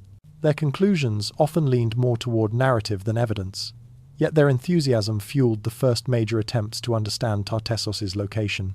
Despite their speculative tendencies, these early researchers uncovered meaningful clues. Excavations near Cadiz revealed Phoenician trade posts that suggested long-term maritime activity in the region. Dig sites near Huelva exposed cemeteries containing objects unlike anything found elsewhere in Iberia. Ornaments, ceramics, and metalwork, hinting at a sophisticated culture influenced by distant lands. Some explorers stumbled upon metal hoards buried deliberately, raising questions about rituals or emergencies that might have prompted such concealment. These discoveries, while not definitive proof of Tartessos, demonstrated that something significant had unfolded in the area. As the 19th century progressed, the search intensified. Archaeologists began to compare findings from Iberia with similar artifacts from the eastern Mediterranean. Patterns emerged. Phoenician influence was undeniable, but so were unique elements that could not be explained solely through foreign presence. These elements fueled renewed speculation about Tartessos as a hybrid culture, one shaped by both local traditions and external contacts. The narrative shifted. Tartessos was no longer viewed merely as a lost city waiting to be unearthed. It became a cultural puzzle requiring interpretation, patience, and new methods. The early explorers' journals reflect the emotional landscape of the search. Some entries speak of disappointment after weeks spent excavating barren ground. Others record excitement when a single artifact hinted at possibilities beyond imagination. Maps drawn in their notebooks show coastlines and rivers altered to match ancient descriptions, revealing how deeply their expectations shaped their interpretations. These speculative maps often misled later researchers, yet they also kept the mystery alive, ensuring that Tartessos remained part of the archaeological conversation. Critics of the time pointed out the flaws in these early expeditions. Excavations were sometimes rushed, documentation inconsistent, and conclusions shaped by preconceived ideas. But it would be unfair to dismiss their contributions entirely. Without their enthusiasm, Tartessos might have remained a minor curiosity, mentioned occasionally by classical scholars. Instead, it became a subject of debate, exploration, and eventually scientific inquiry. Their mistakes created questions, and those questions opened pathways for future research. In the early 20th century, the search entered a new phase. Scholars approached the mystery with increasing rigor, attempting to separate legend from archaeology. They revisited earlier claims, discarding those unsupported by evidence while refining hypotheses grounded in material culture. Excavations became more systematic, and researchers began to consider the impact of environmental change on settlement patterns.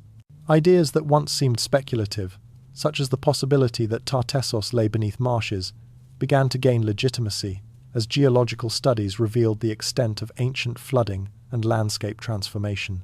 Still, the early explorers retained their influence. Their passion, flawed as it sometimes was, kept the mystery alive through generations when scientific tools were not yet capable of penetrating the marshes or reconstructing ancient coastlines. Their discoveries, however fragmentary, provided a foundation upon which modern archaeology would build. Even their romantic interpretations, though often inaccurate, highlighted questions that needed answers. Why did ancient writers speak so highly of Tartessos? What happened to a kingdom that seemed prosperous and connected? Where did its people go? By the mid-20,000th century, the myth of Tartessos had evolved into something more grounded but no less compelling.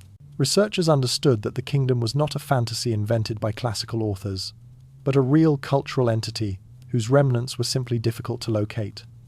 Yet the mythic aura persisted.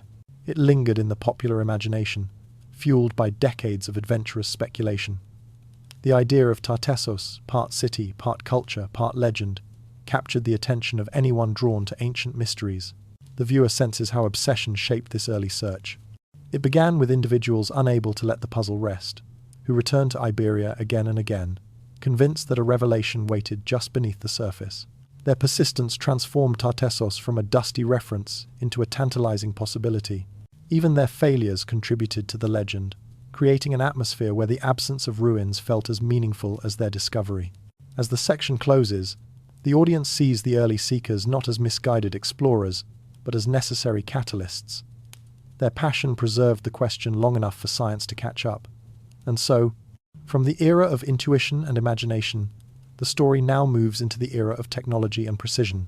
The next chapter explores how modern tools have reshaped the search for Tartessos, revealing what the early explorers could never access. The search for Tartessos entered a new age, when technology began doing what human vision could not.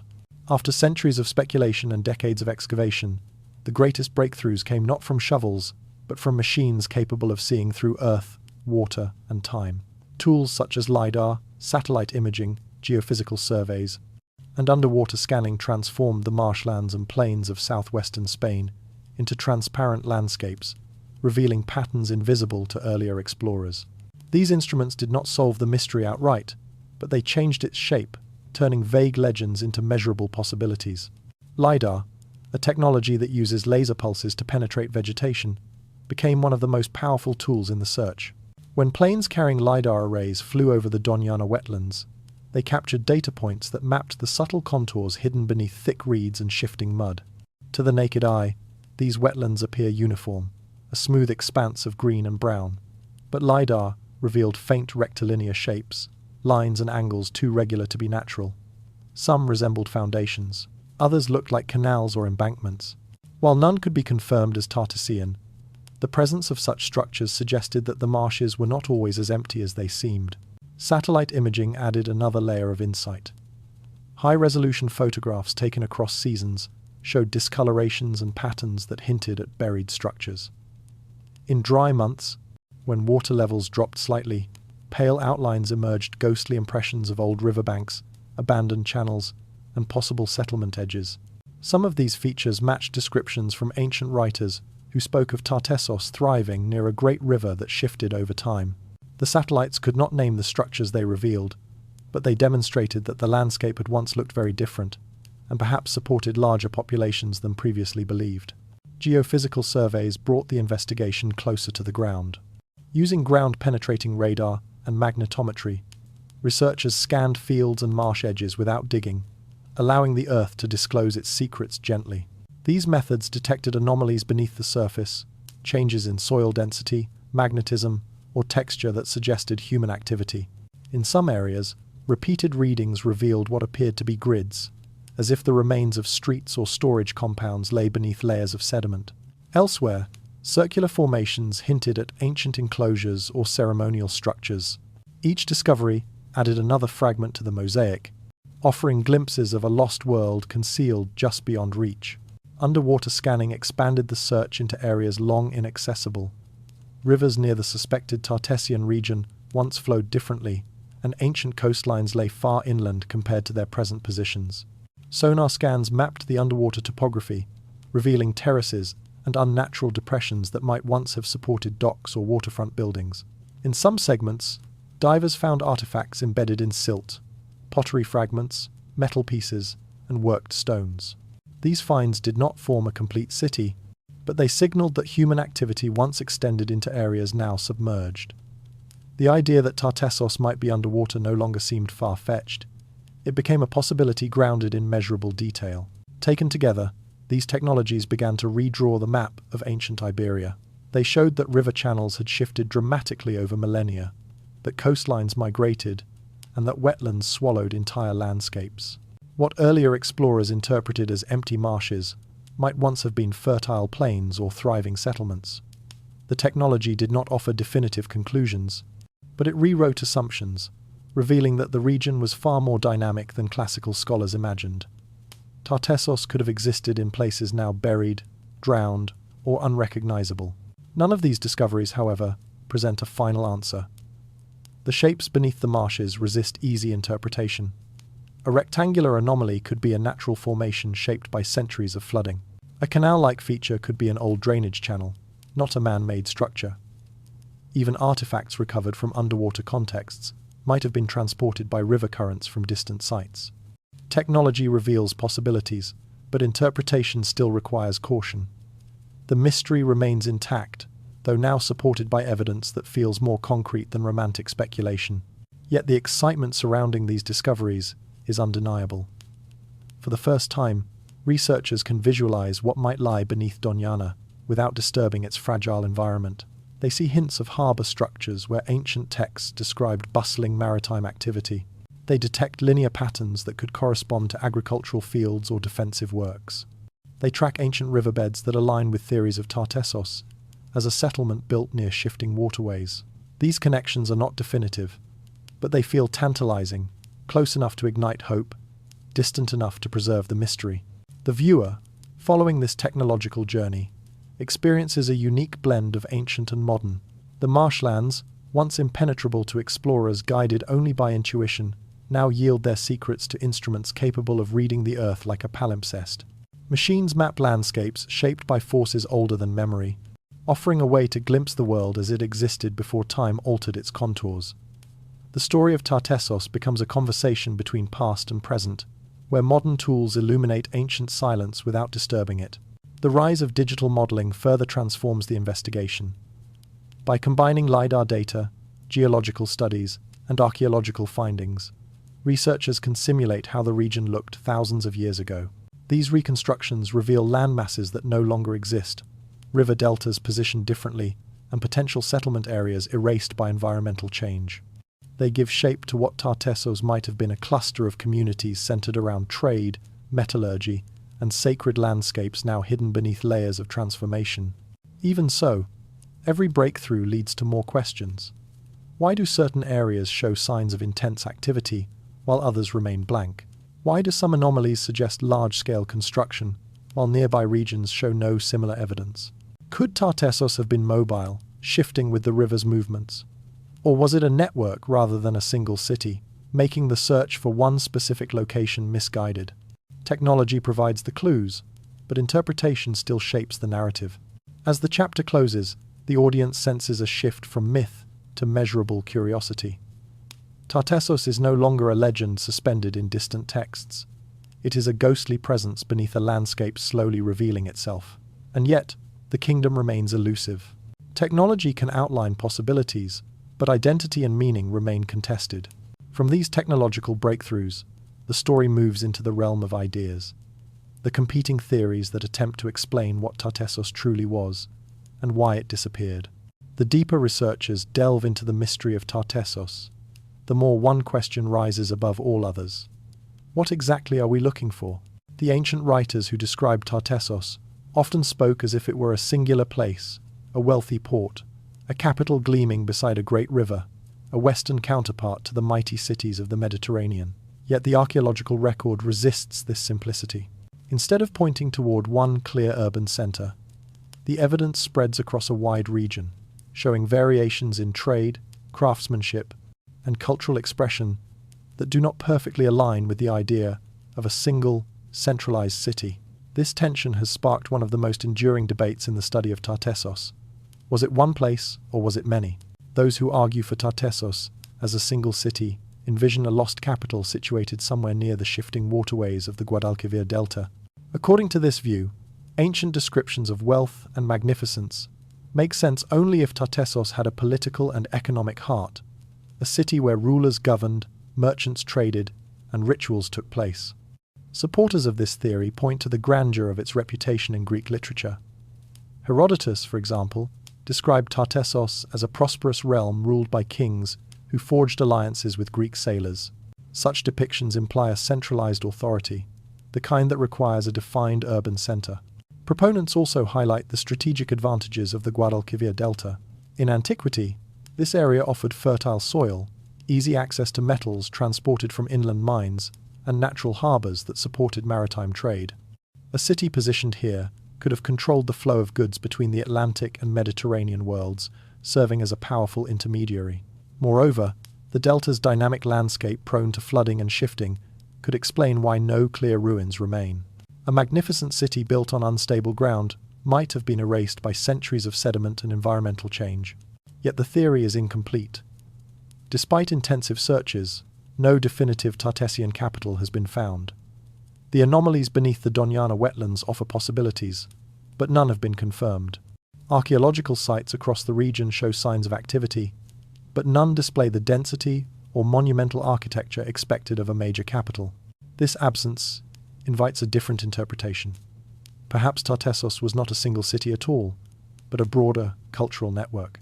According to the cultural model, Tartessos refers not to one place, but to a constellation of communities spread across southwestern Iberia.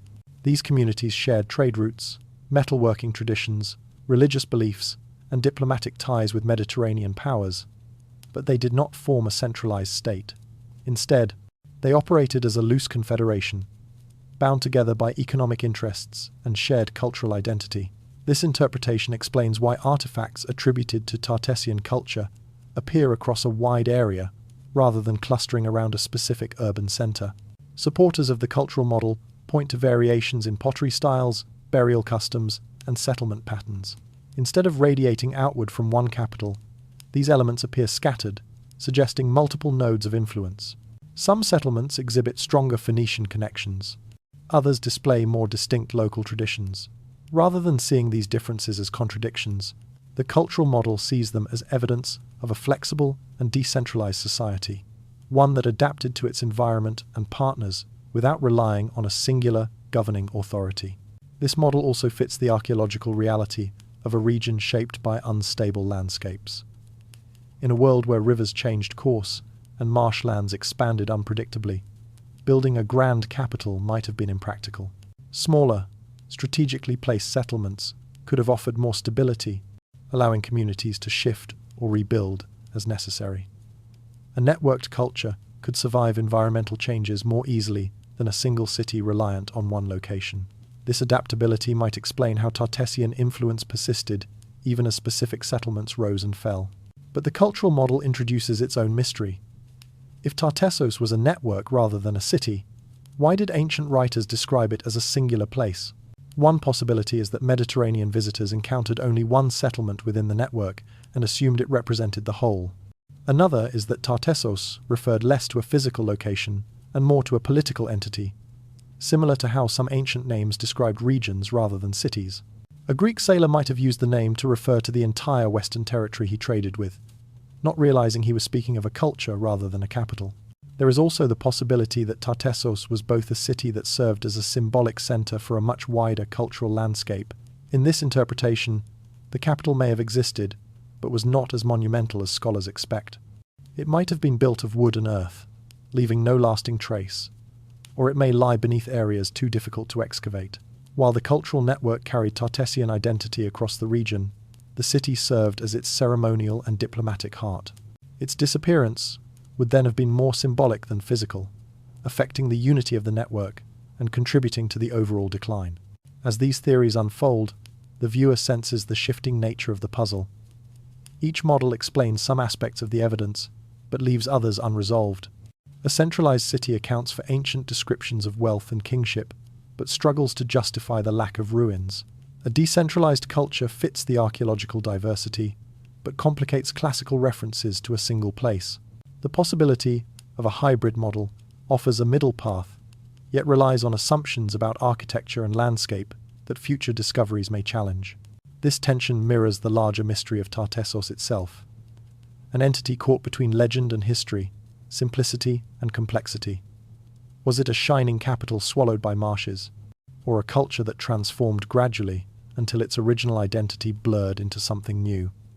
The answer may lie somewhere between these visions, shaped by factors still hidden beneath layers of earth and water.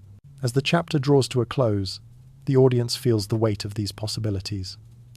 Tartessos becomes less a single object of discovery and more a shifting constellation of meanings. The search is no longer about locating one missing city, but about understanding a cultural landscape shaped by fluid boundaries and evolving identities. And from this interplay of ideas emerges the next question. What if Tartessos never truly disappeared at all? Among the many theories surrounding Tartessos, one stands apart for its quiet elegance. The idea that Tartessos did not vanish at all, but continued under a different name. Centuries after Tartessos faded from Greek and Phoenician writings, Roman authors described a people living in the same region, the Turdetani. They were known for their literacy, their structured laws, and their refined customs. Their territory overlapped almost perfectly with the land scholars associate with Tartessos. To some researchers, this overlap is too precise to dismiss. Instead of imagining a dramatic collapse, they suggest a more human story, a culture evolving, adapting, and flowing forward like a river shifting its path, transforming but never truly ending. Linguistic clues strengthen this possibility.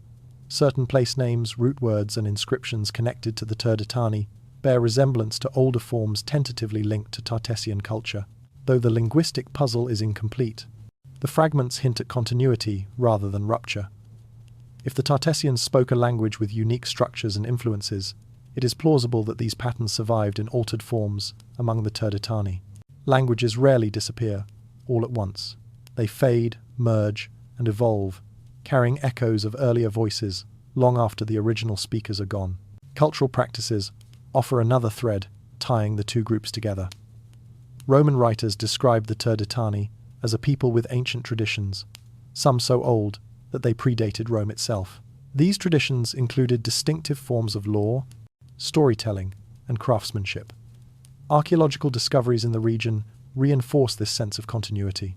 Certain pottery styles, metalworking techniques, and burial customs appear to bridge the centuries between Tartessos and the Turdetani, shifting gradually rather than abruptly.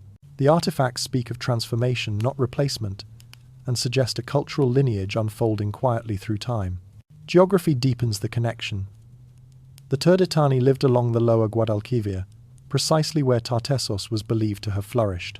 Their settlements occupied riverbanks and plains, shaped by the same environmental forces that once guided Tartessian life. This continuity of place supports the idea that the people did not abandon their homeland. Instead, they adapted as rivers shifted, marshlands expanded, and foreign powers rose and fell. If Tartessos faced internal challenges or external pressures during the 6th century BCE, its population may have reorganized rather than dispersed, emerging with new political structures but maintaining their cultural identity beneath the surface. Civilizations often change names when power shifts. A new ruling dynasty, a major alliance, or a shift in economic structure can lead outsiders to record a culture under a different label. The inhabitants themselves may not have perceived a dramatic break. For them, change might have felt gradual. A new agreement here, a new settlement pattern there, accumulating into a transformation only visible in retrospect.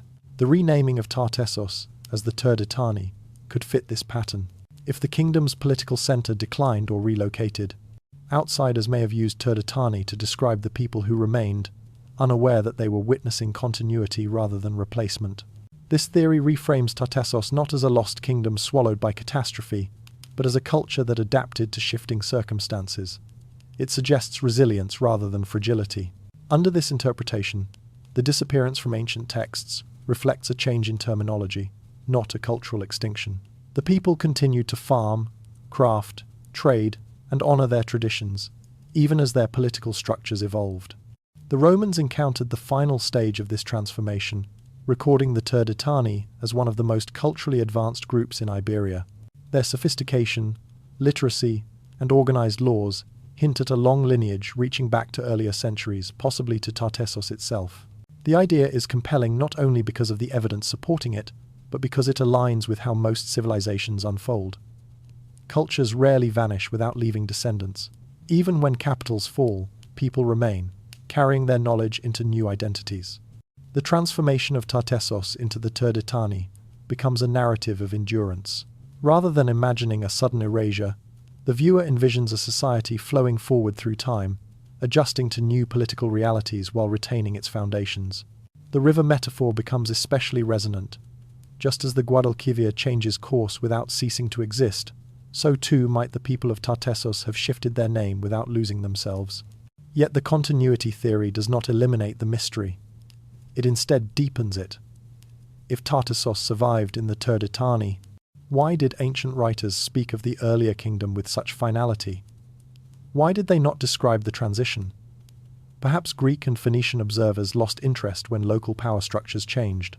Perhaps political or commercial alliances shifted, making the region less relevant to their concerns.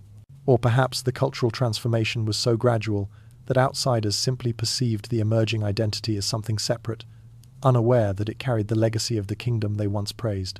There is also the possibility that Tartessos held symbolic meaning for ancient writers. They may have viewed it as a distant, almost mythic place and idea, as much as a geographic reality. When political dynamics changed, the symbol faded, even though the people remained. The Turdetani, grounded in daily life and local governance, lacked the legendary aura that surrounded Tartessos. To classical writers, they may have represented a continuation too ordinary to record in dramatic terms. Legends vanish when the world moves on, even if their origins persist quietly. For the late-night viewer, the continuity theory offers a gentle revelation. Tartessos might not be lost at all. Its people may have lived on through centuries, adapting to new realities while carrying their knowledge forward. This reframing invites reflection on how history preserves some identities while reshaping others. It shows how disappearance can be an illusion created by shifting names, incomplete records, and evolving landscapes. The story expands beyond ruins and river deltas into something more human, a culture navigating time the way all cultures do, slowly and imperfectly. As this perspective settles in, the narrative prepares to shift once more. We have explored what Tartessos might have been, how it may have transformed, and how its identity survives through fragments and echoes. The next step is to understand why this ancient kingdom matters today, what its story teaches about memory, fragility, adaptation, and the quiet endurance of cultures that refuse to vanish completely. The next section turns from theory to meaning, exploring Tartessos' place in our modern understanding of the ancient world. The story of Tartessos invites reflection because it mirrors a pattern woven through the history of civilizations. The fragility of prosperity. For centuries, The kingdom thrived on the abundance of metal beneath its soil and the openness of the world beyond its shores. Traders admired its wealth, foreign sailors sought its kings, and ancient writers described it with a sense of wonder. Yet the same forces that lifted Tartessos into prominence eventually revealed how delicate its foundations truly were. Prosperity, when tied to shifting landscapes and unpredictable alliances, becomes a light that can burn brightly but briefly, fading the moment winds change or rivers alter their course. The first insight Tartessos offers is that wealth rooted in finite resources carries inherent vulnerability. Silver made the kingdom desirable, but it also tethered its stability to mines that could become depleted, contested, or overshadowed by richer competitors. When other regions offered easier access to metal, foreign traders could redirect their attention, leaving Tartessos suddenly peripheral. Prosperity built on extraction can disappear the moment the ground ceases to give, or the market shifts its gaze. The Tartessians may have believed their silver would guarantee their future. Instead, it tied their destiny to forces they did not fully control. A second lesson emerges from the kingdom's reliance on external networks. Tartessos prospered because Phoenician and later Greek sailors sought its goods. Foreign merchants connected it to distant worlds, bringing wealth and influence. But dependence on outsiders carries risk. If those relationships falter, whether through political conflict, new alliances, or the rise of rival powers, the economy shaped around them falters too. When Phoenician colonies strengthened their hold on Iberian trade routes, Tartessos may have found itself sidelined. Prosperity built on external admiration can weaken the moment the world finds new interests. Environmental fragility forms another thread in the kingdom's story. The landscape surrounding Tartessos was dynamic. Rivers shifted, marshes expanded, coastlines retreated. A thriving port could become unusable within a generation. A fertile plain could turn into a flood zone. When a kingdom depends on geography that refuses to stay still, its stability quietly erodes even during periods of apparent success. Tartessos may have adapted to these changes for centuries, but adaptation has limits. A city can move only so many times before its identity dissolves into the landscape that replaces it. Internal pressures deepen the vulnerability. Prosperity can create fractures as easily as it creates unity. Competing factions, differing alliances, and conflicting visions for the future may have formed within Tartessos as wealth flowed unevenly. Traditionalists and reformists, local elites and foreign-friendly administrators, all may have pulled the kingdom in different directions, straining its ability to respond to external threats. A society that seems powerful from the outside may internally suffer from tensions that eventually weaken its structure. Tartessos teaches that decline rarely begins with catastrophe. It begins with quiet disagreements, accumulating in shadows. At the same time, Tartessos reveals how fragile memory itself can be. A culture can flourish, influence neighbors, and attract admiration, yet still slip into obscurity if the world moves on without recording its essence. Prosperity does not guarantee remembrance. A kingdom can be widely known in its time, yet forgotten once its economic or political relevance fades. The silence that followed Tartessos' disappearance demonstrates how fragile visibility is, how easy it is for achievements to vanish when no tradition preserves them. Wealth dazzles, but memory chooses selectively, often leaving behind only those who shaped the narratives that survived. For modern viewers, this reflection carries a quiet resonance. Many societies today depend on resources that may not endure, or on global systems that can shift suddenly. Tartessos becomes a mirror, showing how prosperity can create both strength and fragility. When a civilization flourishes quickly, it often overlooks the vulnerabilities that accompany its rise. The kingdom's disappearance invites contemplation about the foundations on which wealth is built, whether they are sustainable, adaptable, or dependent on circumstances beyond one's control. Yet Tartessos also offers a more hopeful perspective. Fragile prosperity does not diminish the culture that experienced it. Instead, it highlights the beauty of societies that shine brightly, even if they do not last in the form we expect. The kingdom's influence survived through the Turdetani, through metalwork traditions, through stories told by sailors who crossed distant seas. Prosperity may be fleeting, but cultural echoes remain. Even vanished kingdoms leave fingerprints on the world, shaping what comes after in ways they never intended. This invites a deeper understanding of history.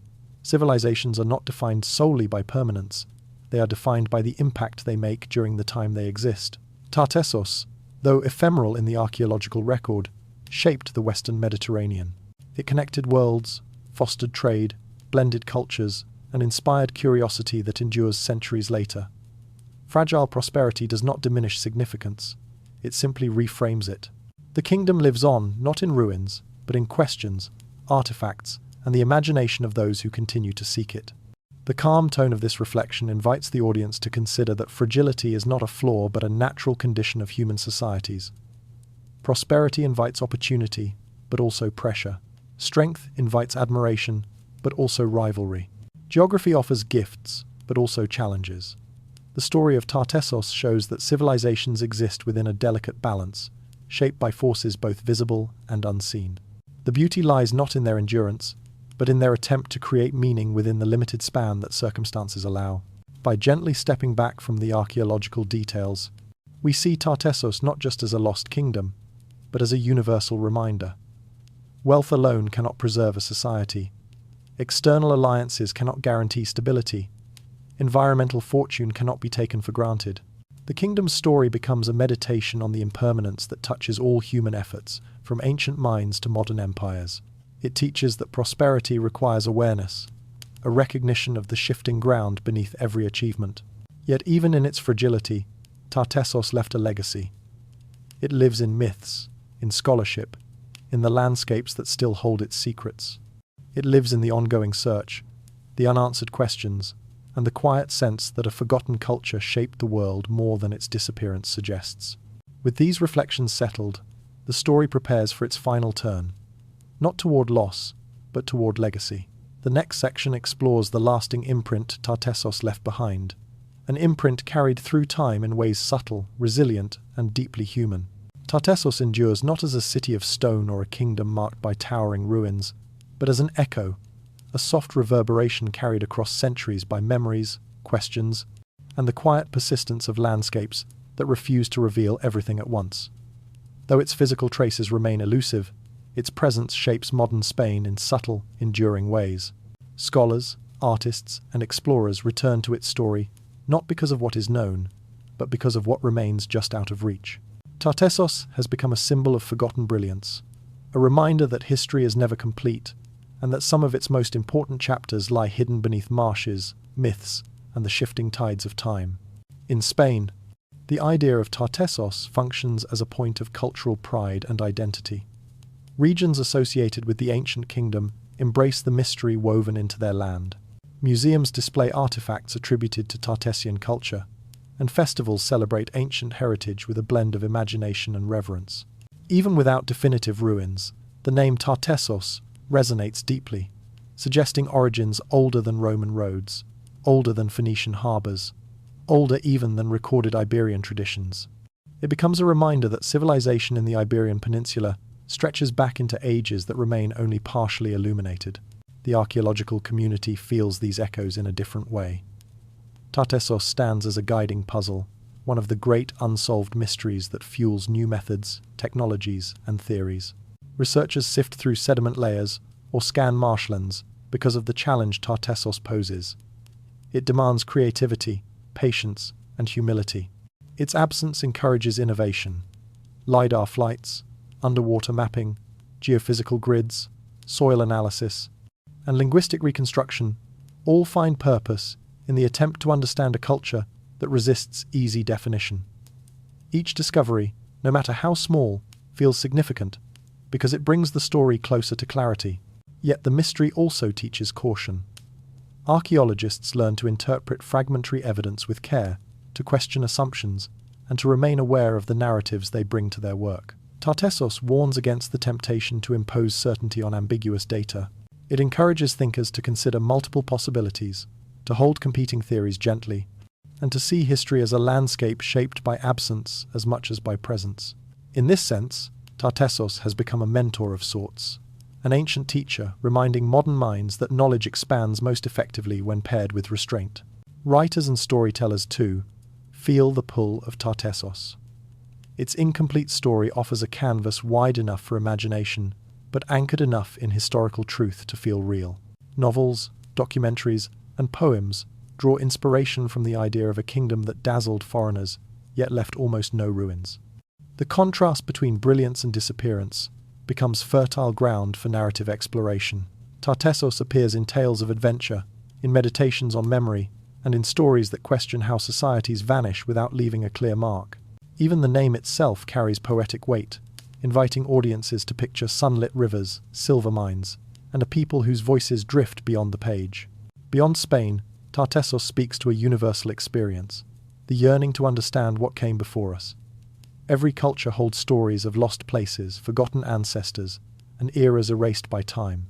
Tartessos joins this global mythology, offering a reminder that human history contains countless unknown chapters. The kingdom's silence invites people everywhere to imagine their own pasts differently, to recognize the fragility of memory and the possibility that great civilizations may lie hidden beneath ordinary ground. Its story transforms curiosity into reverence, encouraging viewers to approach the ancient world with a sense of wonder rather than certainty. Even in academic circles, Tartessos represents a philosophical question as much as an archaeological one. What does it mean to exist historically? Must a kingdom leave walls and inscriptions to be considered real? Tartessos challenges traditional expectations. It suggests that influence can persist even when structures do not. Cultural identity can ripple outward, shaping others long after names fade. The people associated with Tartessos may have evolved into the Turdetani, influenced Mediterranean trade, or left technologies that spread across regions. Their legacy may be woven through Iberian history in ways subtle but undeniable. The absence of ruins becomes not a failure of preservation, but a reminder that not all impact is material. The emotional resonance of Tartessos lies in this blend of presence and absence. It feels close enough to touch through artifacts, texts, and landscapes, yet just beyond reach.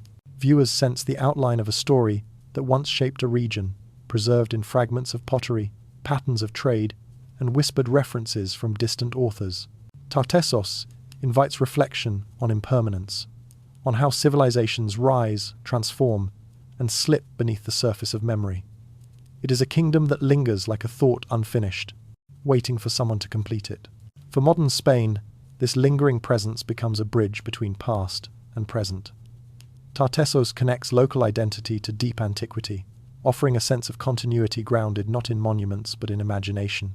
It encourages pride in origins older than empire or conquest. While other ancient cultures showcase visible achievements, Tartessos reveals the power of mystery. It suggests that historical significance does not always require grandeur. Sometimes it requires only endurance and the willingness of later generations to seek answers. The echoes of Tartessos also shape the way researchers approach lost civilizations worldwide. If a wealthy, well-connected kingdom can vanish so thoroughly, what other stories remain hidden beneath forests, deserts, and oceans? What cultures left no stone architecture yet shaped regions through trade, ritual, and innovation? Tartessos becomes a symbol of humility, urging us to look beyond ruins and consider alternative forms of legacy, linguistic remnants, ritual continuities, evolving cultural identities, and traces embedded in soil chemistry or river patterns. The kingdom reminds us that history is broader than the stones that survive. As the narration gently slows, the viewer senses that Tartessos' greatest gift is not answers but perspective. It teaches that the past is vast, that knowledge is incomplete, and that curiosity is an essential tool for understanding both. Most of all, it teaches that cultures do not need to leave monuments to matter. Influence flows quietly through time, often unnoticed until someone begins to search for it. With these echoes settling into the mind, the story approaches its final horizon. The mystery of Tartessos remains unsolved, yet it continues to resonate, whispering from beneath marshes, from the pages of ancient authors, and from the hearts of those who refuse to let forgotten kingdoms stay forgotten. Today, the land where Tartessos once breathed appears almost impossibly quiet. Marshes stretch across the horizon like sheets of muted green and silver, their surfaces shifting softly in the wind. Estuaries widen into still water, where reeds sway without urgency. The tide rises and falls with a patient rhythm that has erased centuries of movement, leaving behind only a sense of calm. Nothing in this present-day landscape suggests that a powerful kingdom once stood here, yet the silence feels weighted, as though something beneath the surface is listening, waiting, remembering. Walking along these wetlands, one senses the tension between past and present. The ground is soft, layered with mud carried by rivers, that have changed course more times than memory can hold. Footprints sink easily into the soil, filling slowly with water, as if reluctant to preserve even the slightest mark. It is a place that resists permanence. The landscape swallows traces quickly, transforming everything it touches. And still, there is the faint impression that the earth knows more than it reveals, that beneath every step lies a story the surface keeps carefully concealed. For archaeologists, this region is both a promise and a challenge. They arrive with equipment capable of seeing through sediment and mapping hidden contours. Yet even the most advanced tools struggle against the density of mud and the complexity of shifting layers. The marshlands change with the seasons, obscuring what lies below. A promising anomaly one year may vanish under new deposits the next. The land behaves like a guardian, offering glimpses of what might be Tartessos, then withdrawing them into opacity. Researchers learn patience here. The silence teaches them to move slowly, to accept uncertainty, to listen as much as they observe. Residents living near these wetlands go about their lives largely unaware of the ancient world beneath their feet. Villages, farms, and fishing boats share space with a kingdom that once influenced trade networks stretching across continents. Children play near riverbanks, where foreign merchants once anchored their ships. Farmers till soil enriched by the sediment of millennia, never knowing that ceremonial objects or fragments of metalwork may lie just beyond reach. In this way, Tartessos remains present, not in visible ruins, but in the quiet continuation of life above the ground that once supported its people. The silence of the landscape becomes especially striking at dusk. As the sun lowers, the sky reflects in the marsh waters, turning them into mirrors of pale gold and rose. The world grows still, and the sound of distant birds fades into the hum of insects. In these moments, it is easy to imagine that Tartessos has only stepped out of sight for a breath, not disappeared entirely. The boundary between now and then feels thin, as if one more shift of the wind might reveal the outline of a harbour, a shoreline, or a forgotten dwelling rising from the deep. Satellites and drones continue to scan the region, capturing images that slowly reshape scholarly understanding. Each new dataset reveals subtle patterns, traces of old river channels, discolorations in vegetation, faint geometric shadows that refuse to resolve themselves into certainty. Scientists analyze these images with equal measures of hope and skepticism. They know the land can deceive, yet they also know that every mystery has thresholds, moments when technology advances just enough to shift the balance from speculation to discovery. Tartessos waits at that threshold, its presence sensed but not confirmed. The silence here is not emptiness, it is a form of presence. It carries the weight of stories unspoken, of histories buried deeper than any tool can easily reach. For viewers drifting into the calm cadence of the narration, this silence becomes a companion. It encourages reflection on how the world holds its oldest memories, not in monuments that stand proudly against time, but in landscapes that absorb, transform, and conceal. Tartessos reminds us that disappearance does not erase significance. Sometimes, the absence itself becomes the most powerful testimony. As research continues, the boundary between doubt and possibility remains fluid. A slight shift in sediment might uncover a wall. A new satellite pass might detect an ancient harbour. A sudden drought might lower water levels enough to reveal a forgotten structure. The land is unpredictable, but not indifferent. It changes constantly, yet occasionally permits a glimpse into what lies beneath. These moments sustain the search, giving archaeologists reason to return year after year, driven by the belief that silence does not mean nothing is there. In the stillness of these marshes, the imagination becomes a tool of its own.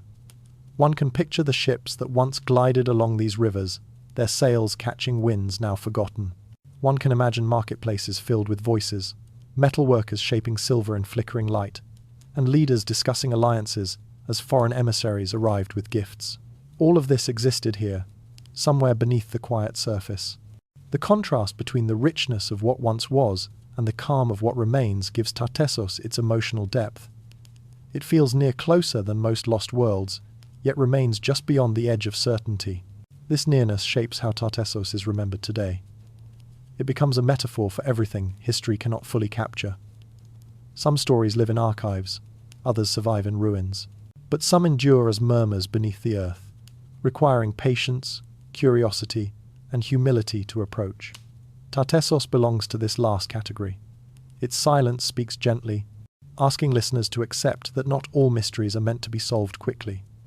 Some must unfold slowly, in rhythm with landscapes that move at their own pace. Even so, hope persists.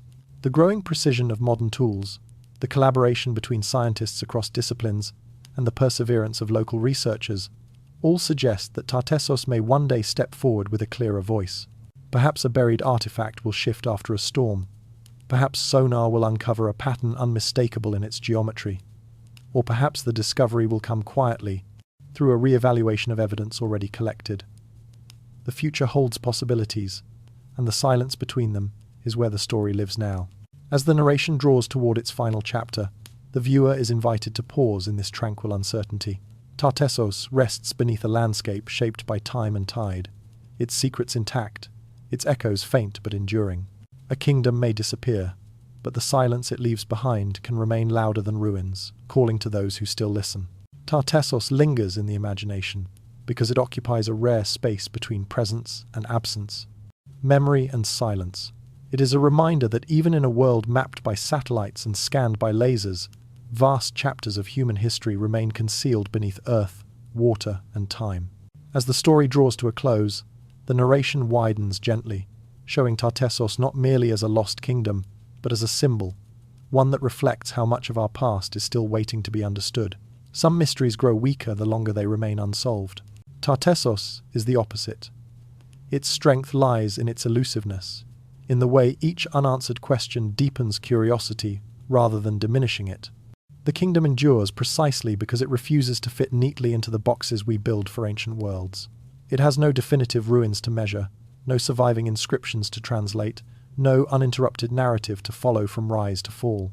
It exists in glimpses, a line in Herodotus, a shimmer beneath marshland, a hoard buried in haste, a fragment of pottery whose pattern hints at a forgotten style. These fragments form a constellation that suggests a story without completing it. Tartessos becomes a reminder that the past was never as orderly as textbooks imply.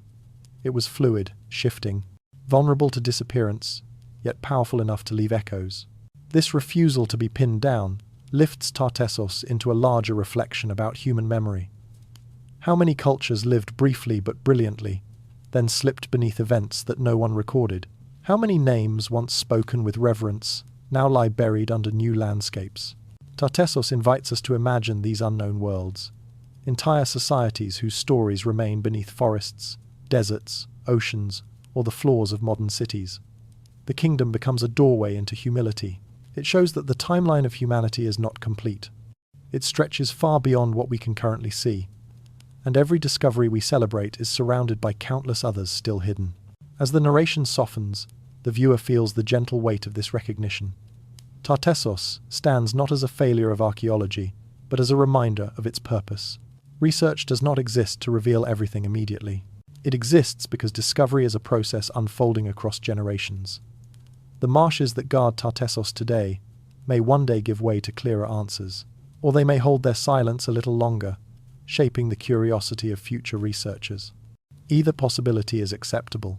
The mystery is not an obstacle but a companion, one that guides attention, curiosity, and imagination toward questions larger than any single kingdom. The endurance of Tartessos also reveals something deep about the human spirit. We are drawn to what is almost understood, to stories that hover just beyond certainty. A narrative with missing pages leaves space for wonder, and wonder allows us to feel connected to the ancient world in ways pure knowledge cannot. When we imagine Tartessos, we engage in the same act of interpretation that ancient sailors did when they described distant lands, blending fact and possibility, evidence and intuition. The kingdom becomes a mirror, reflecting our own yearning to uncover what lies beneath appearances. This mystery gains power because it feels alive.